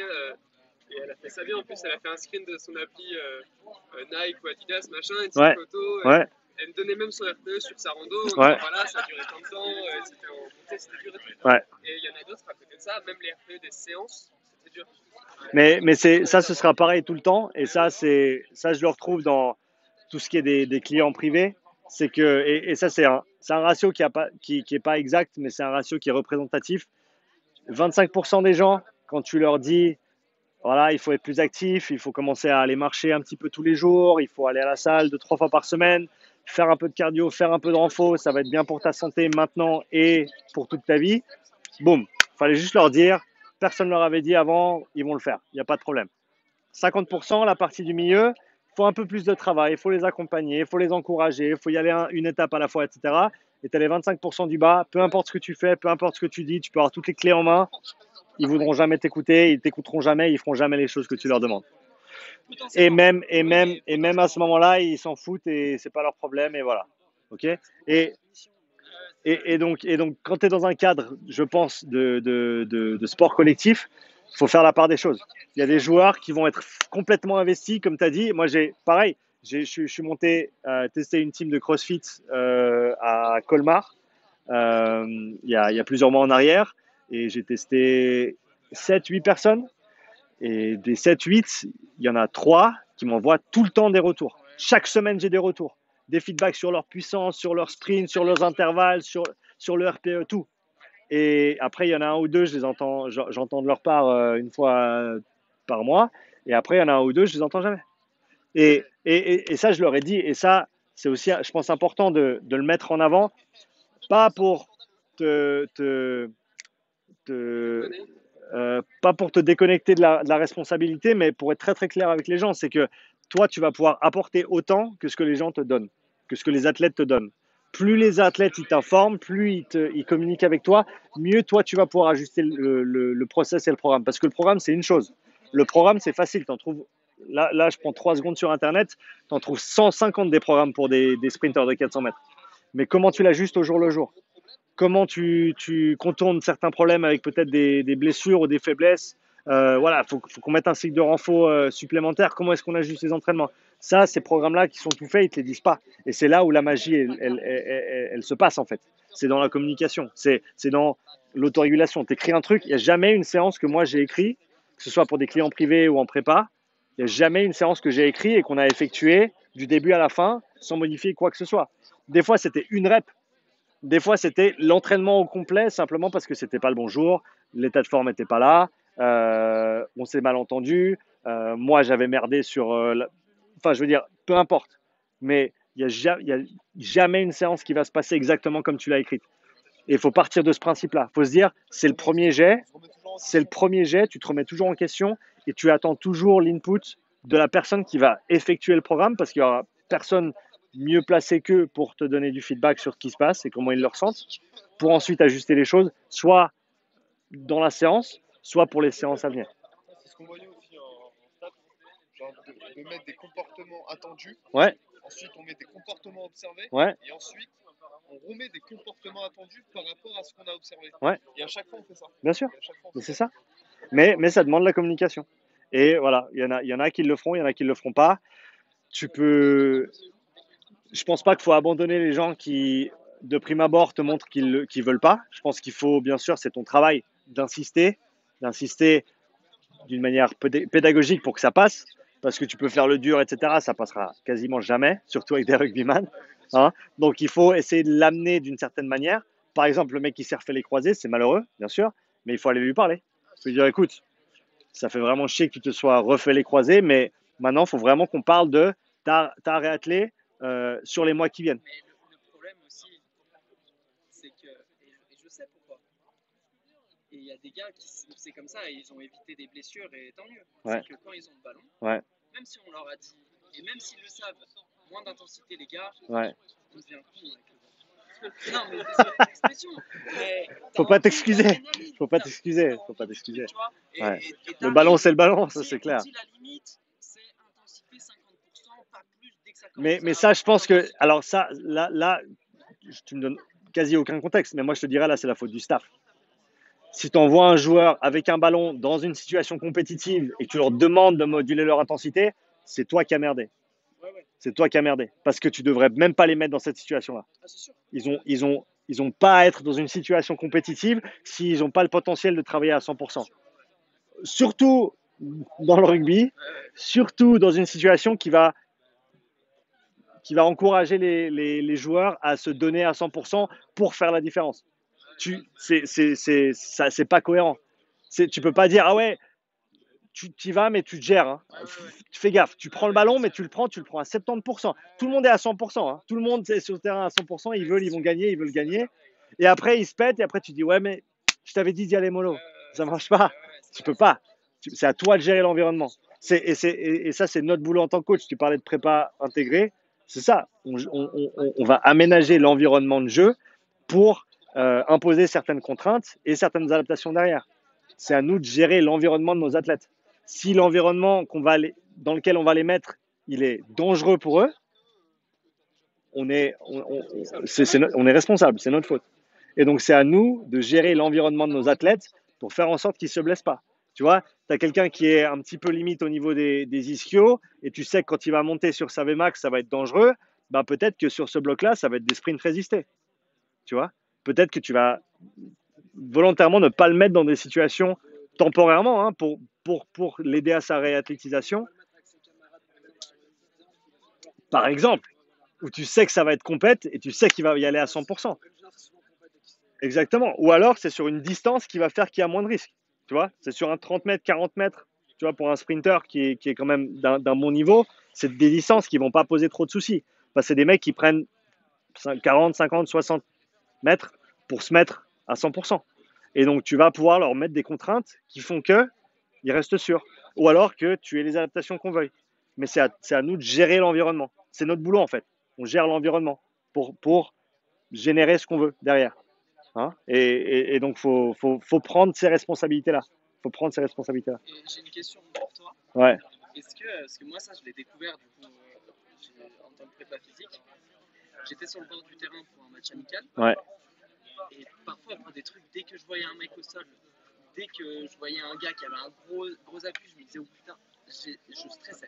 Moi aussi, je suis comme toi. En fait, j'ai l'impression que ça va être ma faute. Ouais, voilà, c'est Tu ça. vois ce que je veux dire Et je me dis, Allez-y, Dès finissez. qu'il y a un et problème. c'est vraiment, et je me dis, bon, au bout d'un moment, je vais pas passer le match à stresser, quoi. Donc, Ouais. ça va. Après, d'un côté, c'est vrai, on est quand même responsable. Ouais.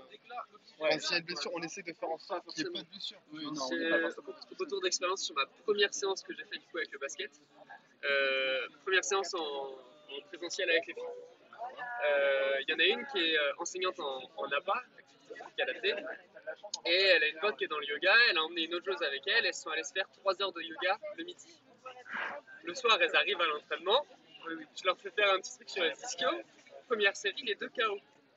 Putain merde, qu'est-ce que j'ai fait? Les 2 sont mortes, c'est ma faute. Et c'est après que j'ai appris qu'elles avaient tapé 3 heures de yoga. Tu vois. Ah oui, non, Après, c'est difficile, ouais, ça envoie. après, Donc, faut réussir à mettre une distance entre ce que tu leur fais faire, ce qu'ils font à côté, quelles charges eux s'impliquent en dehors, d'accord. et, Mais euh, moi, je et pense- des bobos qui sont normaux aussi. Mais je pense que c'est quand même aussi de notre faute parce que toi, en tant que préparateur physique, tu dois voir dans quel état ils arrivent aussi. Qu'est-ce qu'ils ont fait en amont. Tu vois ce que je veux dire?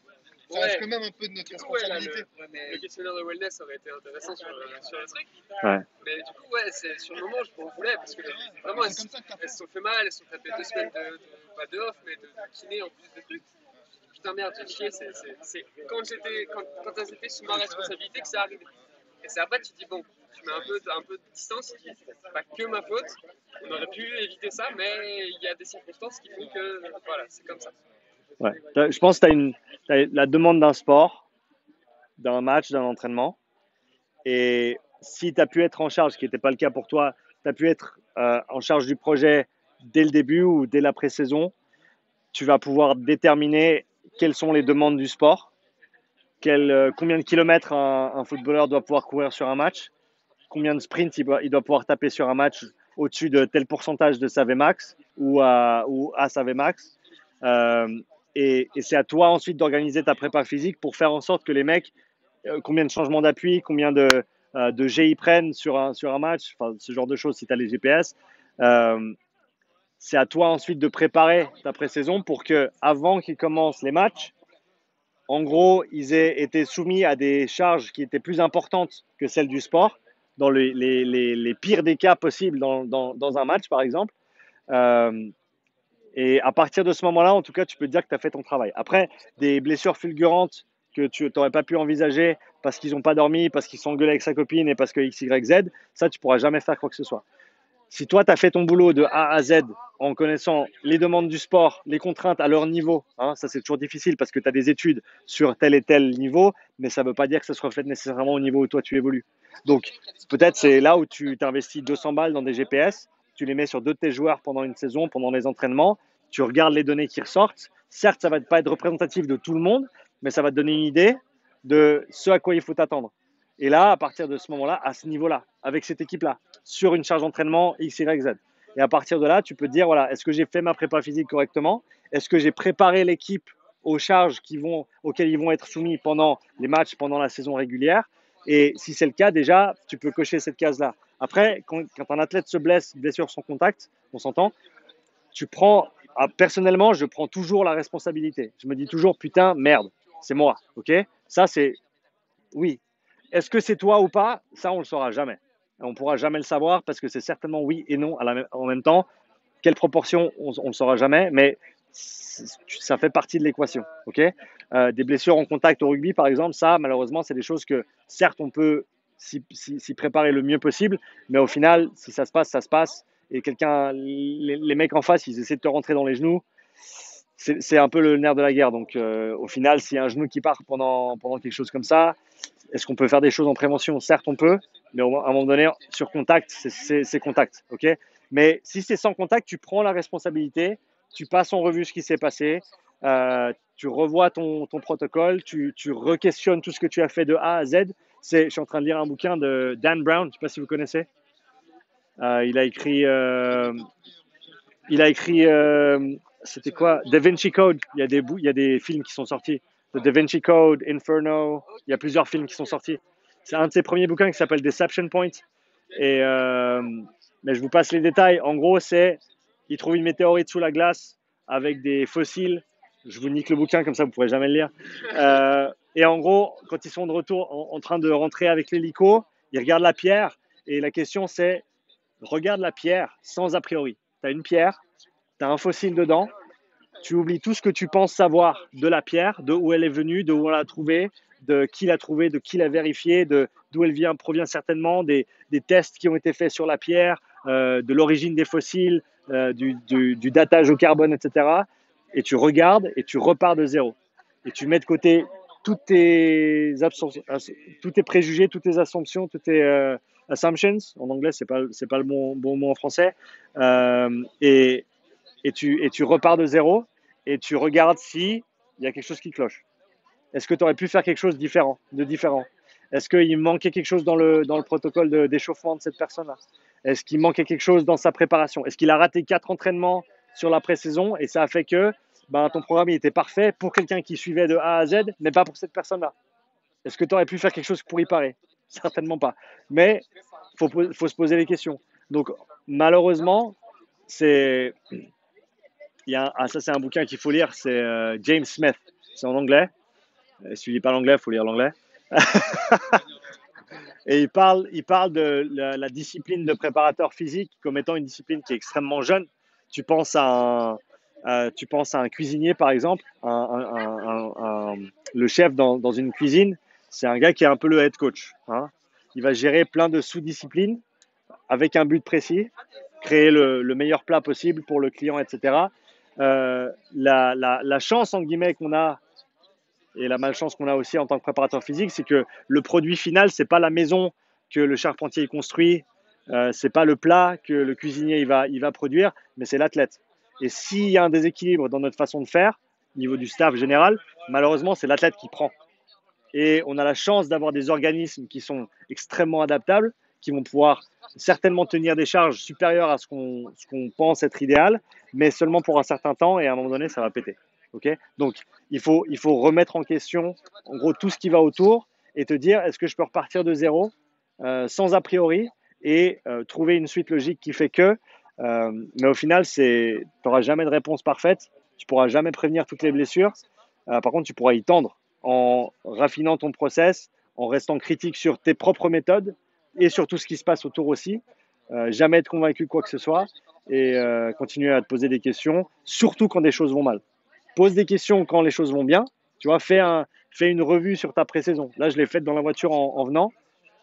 Pendant 20 minutes, j'ai parlé à personne en parlant de la pré-saison qu'on a fait, des modifications qu'on a fait par rapport à la saison précédente. Moi, ça me permet de faire un retour sur ce qu'on a fait, ce qu'on n'a pas fait, ce qui manquait peut-être. Demande un retour aux joueurs.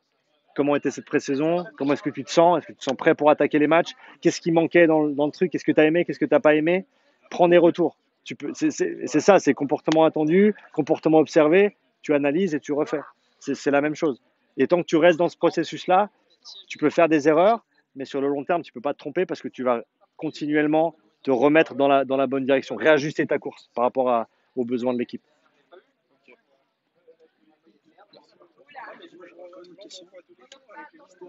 Par rapport à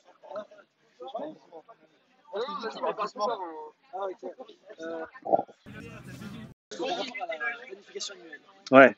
comme on sait qu'on ne peut pas adapter, il faut toujours adapter, on Ouais. ne peut pas prévoir tout Ouais. ce qui va se passer.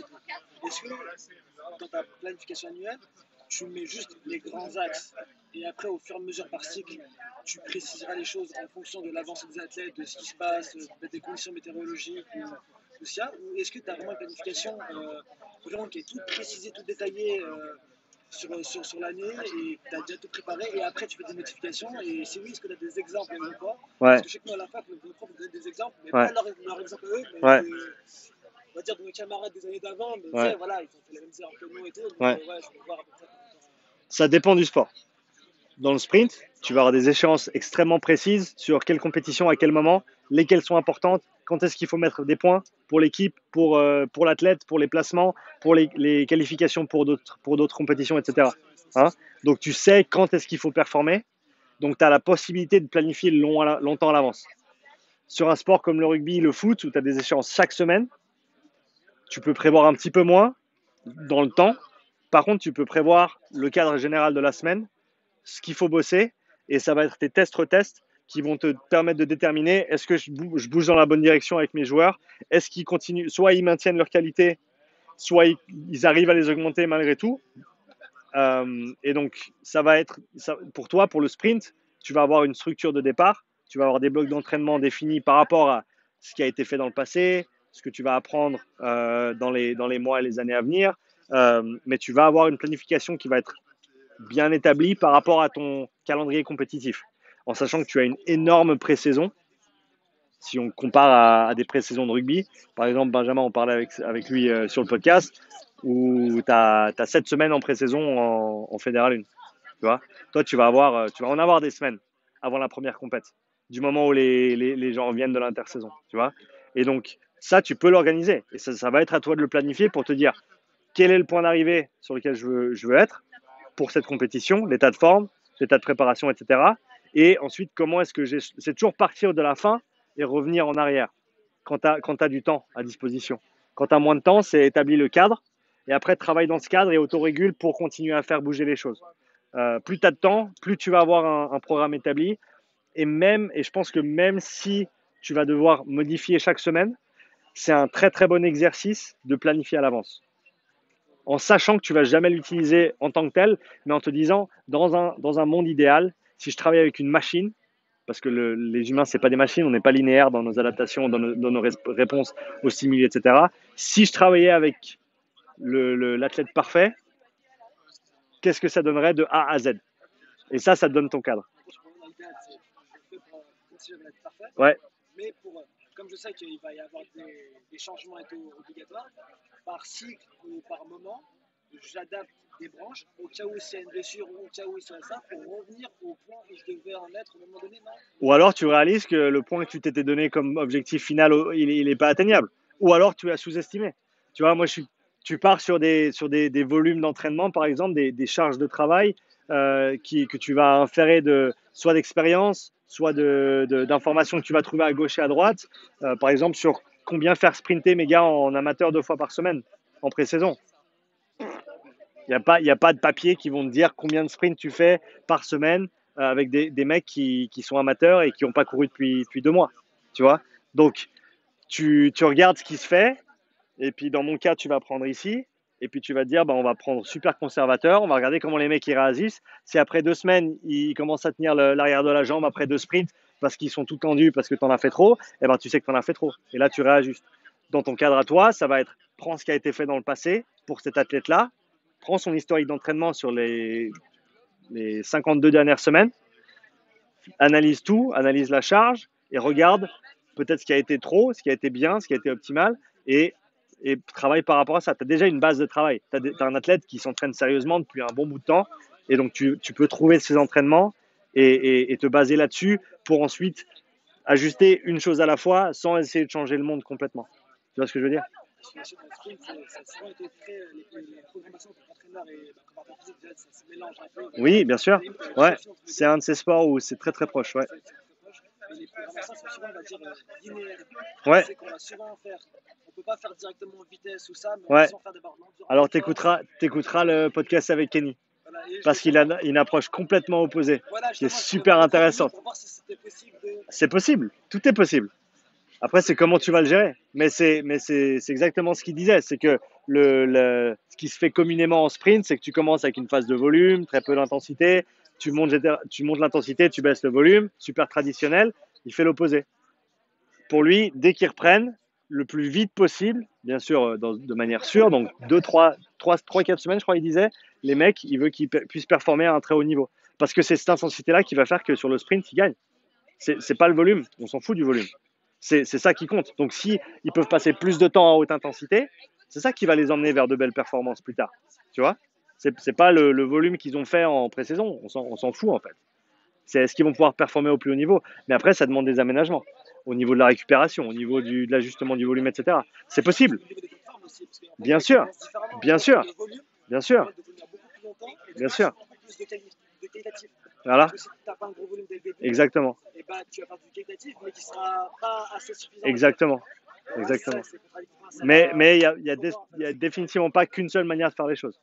Il y en a Il y a plein, il y a plein de manières d'y arriver, mais il faut que tu sois cohérent dans ton approche et que tu aies, comme Kenny disait, une philosophie qui englobe tout, qui soit pas juste je veux faire ça parce que je veux faire ça et qui prend pas en compte tous les facteurs qui sont externes ou qui entourent la performance.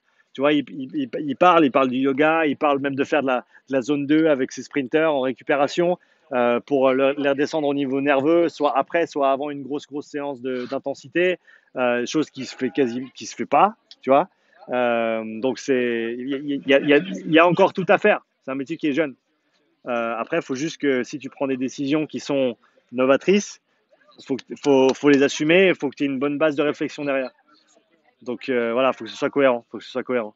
Et donc ça demande juste du travail de réflexion pour toi, et ensuite de l'application et du recul, de la remise en question, et tu répètes. C'est tout.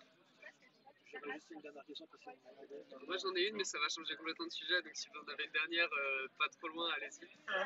pas trop, mais en fait, c'est comme on est préparateur physique, Ouais, futur préparateur ouais. physique, et comme tu viens de le dire, on va toucher divers domaines, on peut toucher à tout et tout. Ouais, Et si par exemple, moi je veux changer de discipline, ouais, du jour au lendemain, on m'a demandé pour des footeux, des basketteurs, Ouais. ou des hockeyeurs, ouais. on va parler d'opportunités et tout. Comme les programmations, les demandes du sport, on va pas demander les mêmes choses et tout. Est-ce que dans ton protocole, ça sera toujours analyse de la tâche, facteur de la performance de la discipline, après de là tu passeras un questionnaire et de là tu vas adapter ton programme ou tu vas mettre. Si tu sais pas ce que le sport requiert, tu peux pas préparer. Donc d'abord, c'est comprendre le sport.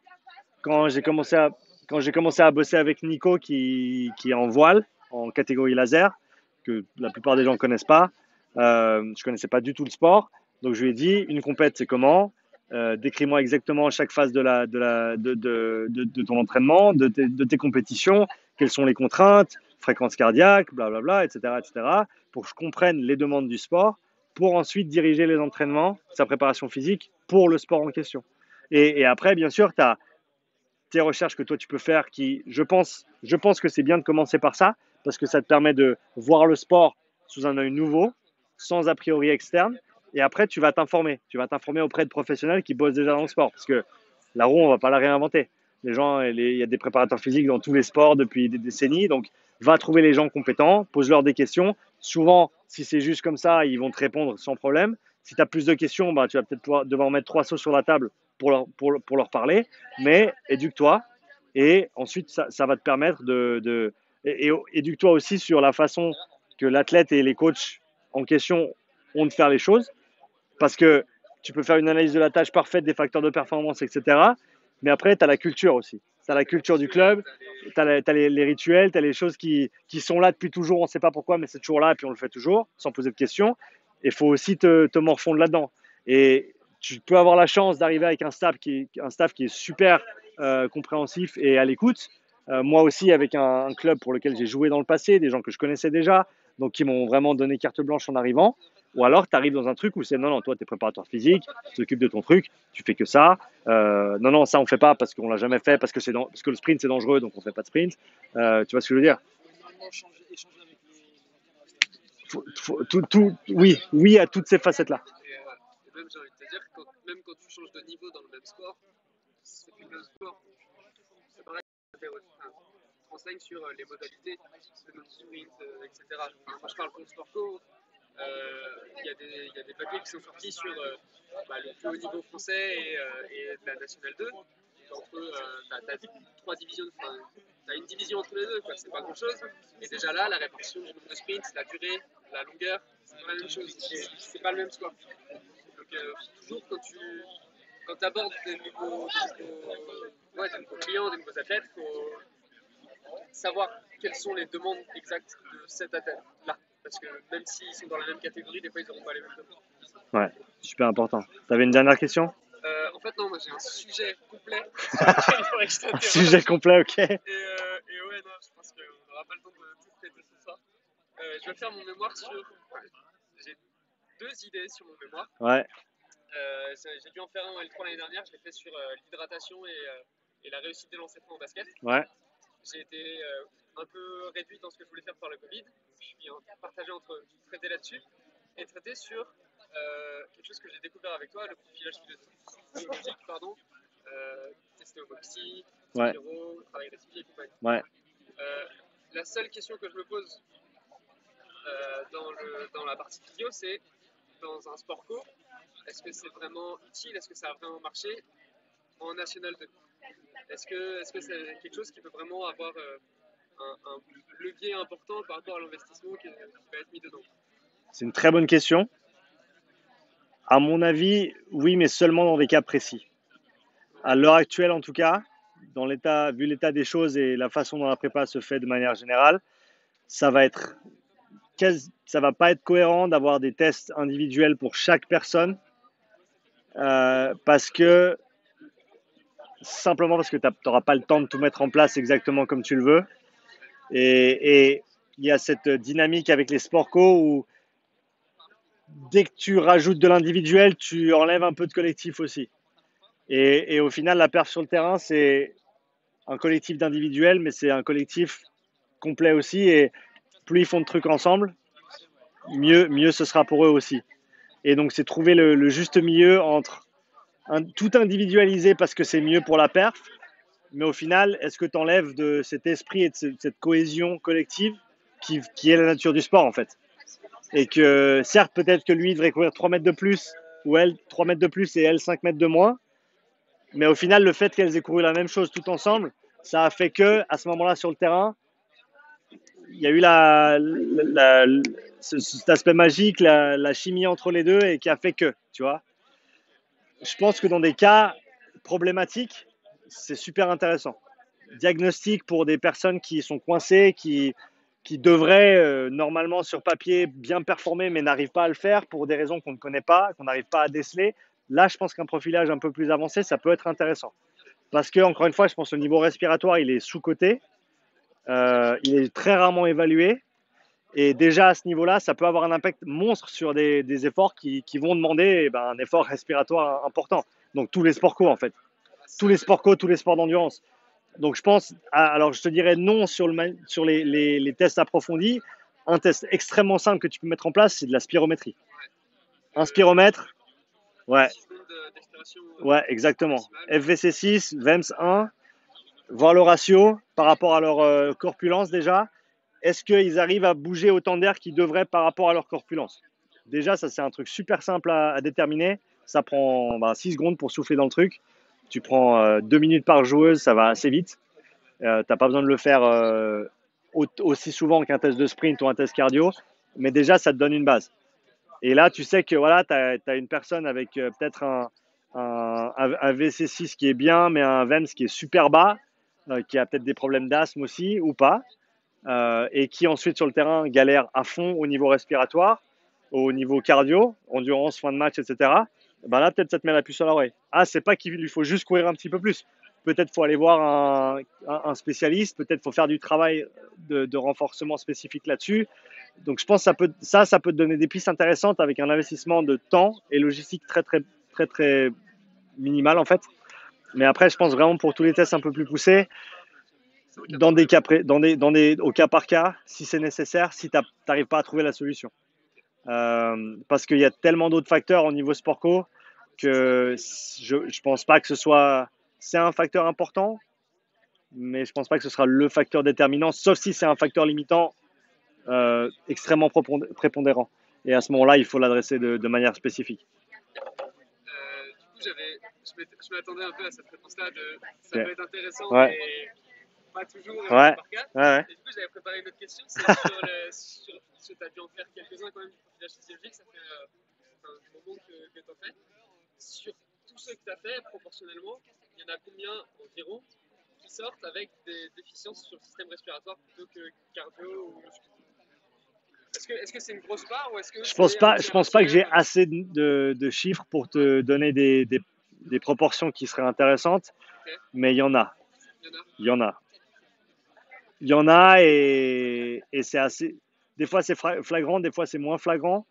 De manière générale, je pense que quoi qu'il arrive, le côté respiratoire est extrêmement sous-coté et sous-développé, simplement parce qu'on ne comprend pas encore assez bien.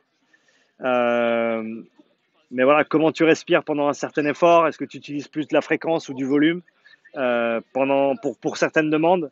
C'est des questions qu'on se pose jamais en fait. Tu vois? Ouais, c'est des questions qu'on se pose pas, mais qui peuvent être intéressantes à apporter. Donc je pense que ouais, il y en a plusieurs qui sont sortis avec des petites ou des grosses limitations à ce niveau-là, qui voilà auraient pas nécessairement pu être décelées autrement, juste en faisant un test de perf, un 30-15 ou un yo-yo ou autre, parce que c'est ça, tu sais pas. Donc je pense qu'à ce niveau-là, ça peut être intéressant.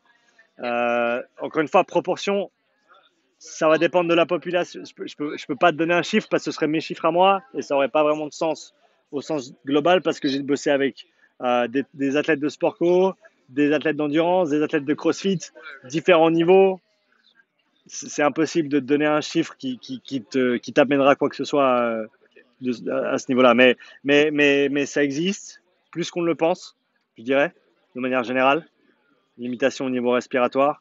Est-ce que c'est la limitation? Je ne sais pas, mais c'est une limitation qui certaines fois est flagrante et qui, si était adressée, je pense, pourrait avoir des impacts assez importants sur la performance. Et du coup, est-ce qu'il y en a qui ont des questions? Non, c'est bon, ouais, c'est d'attaque. Ok. Du coup, Vous êtes en retard pour le souper, du coup, les gars. Tu les as prévenus? Ok, c'est cool. tu les as pas dit? Ah, je leur ai dit qu'on n'avait pas terminé.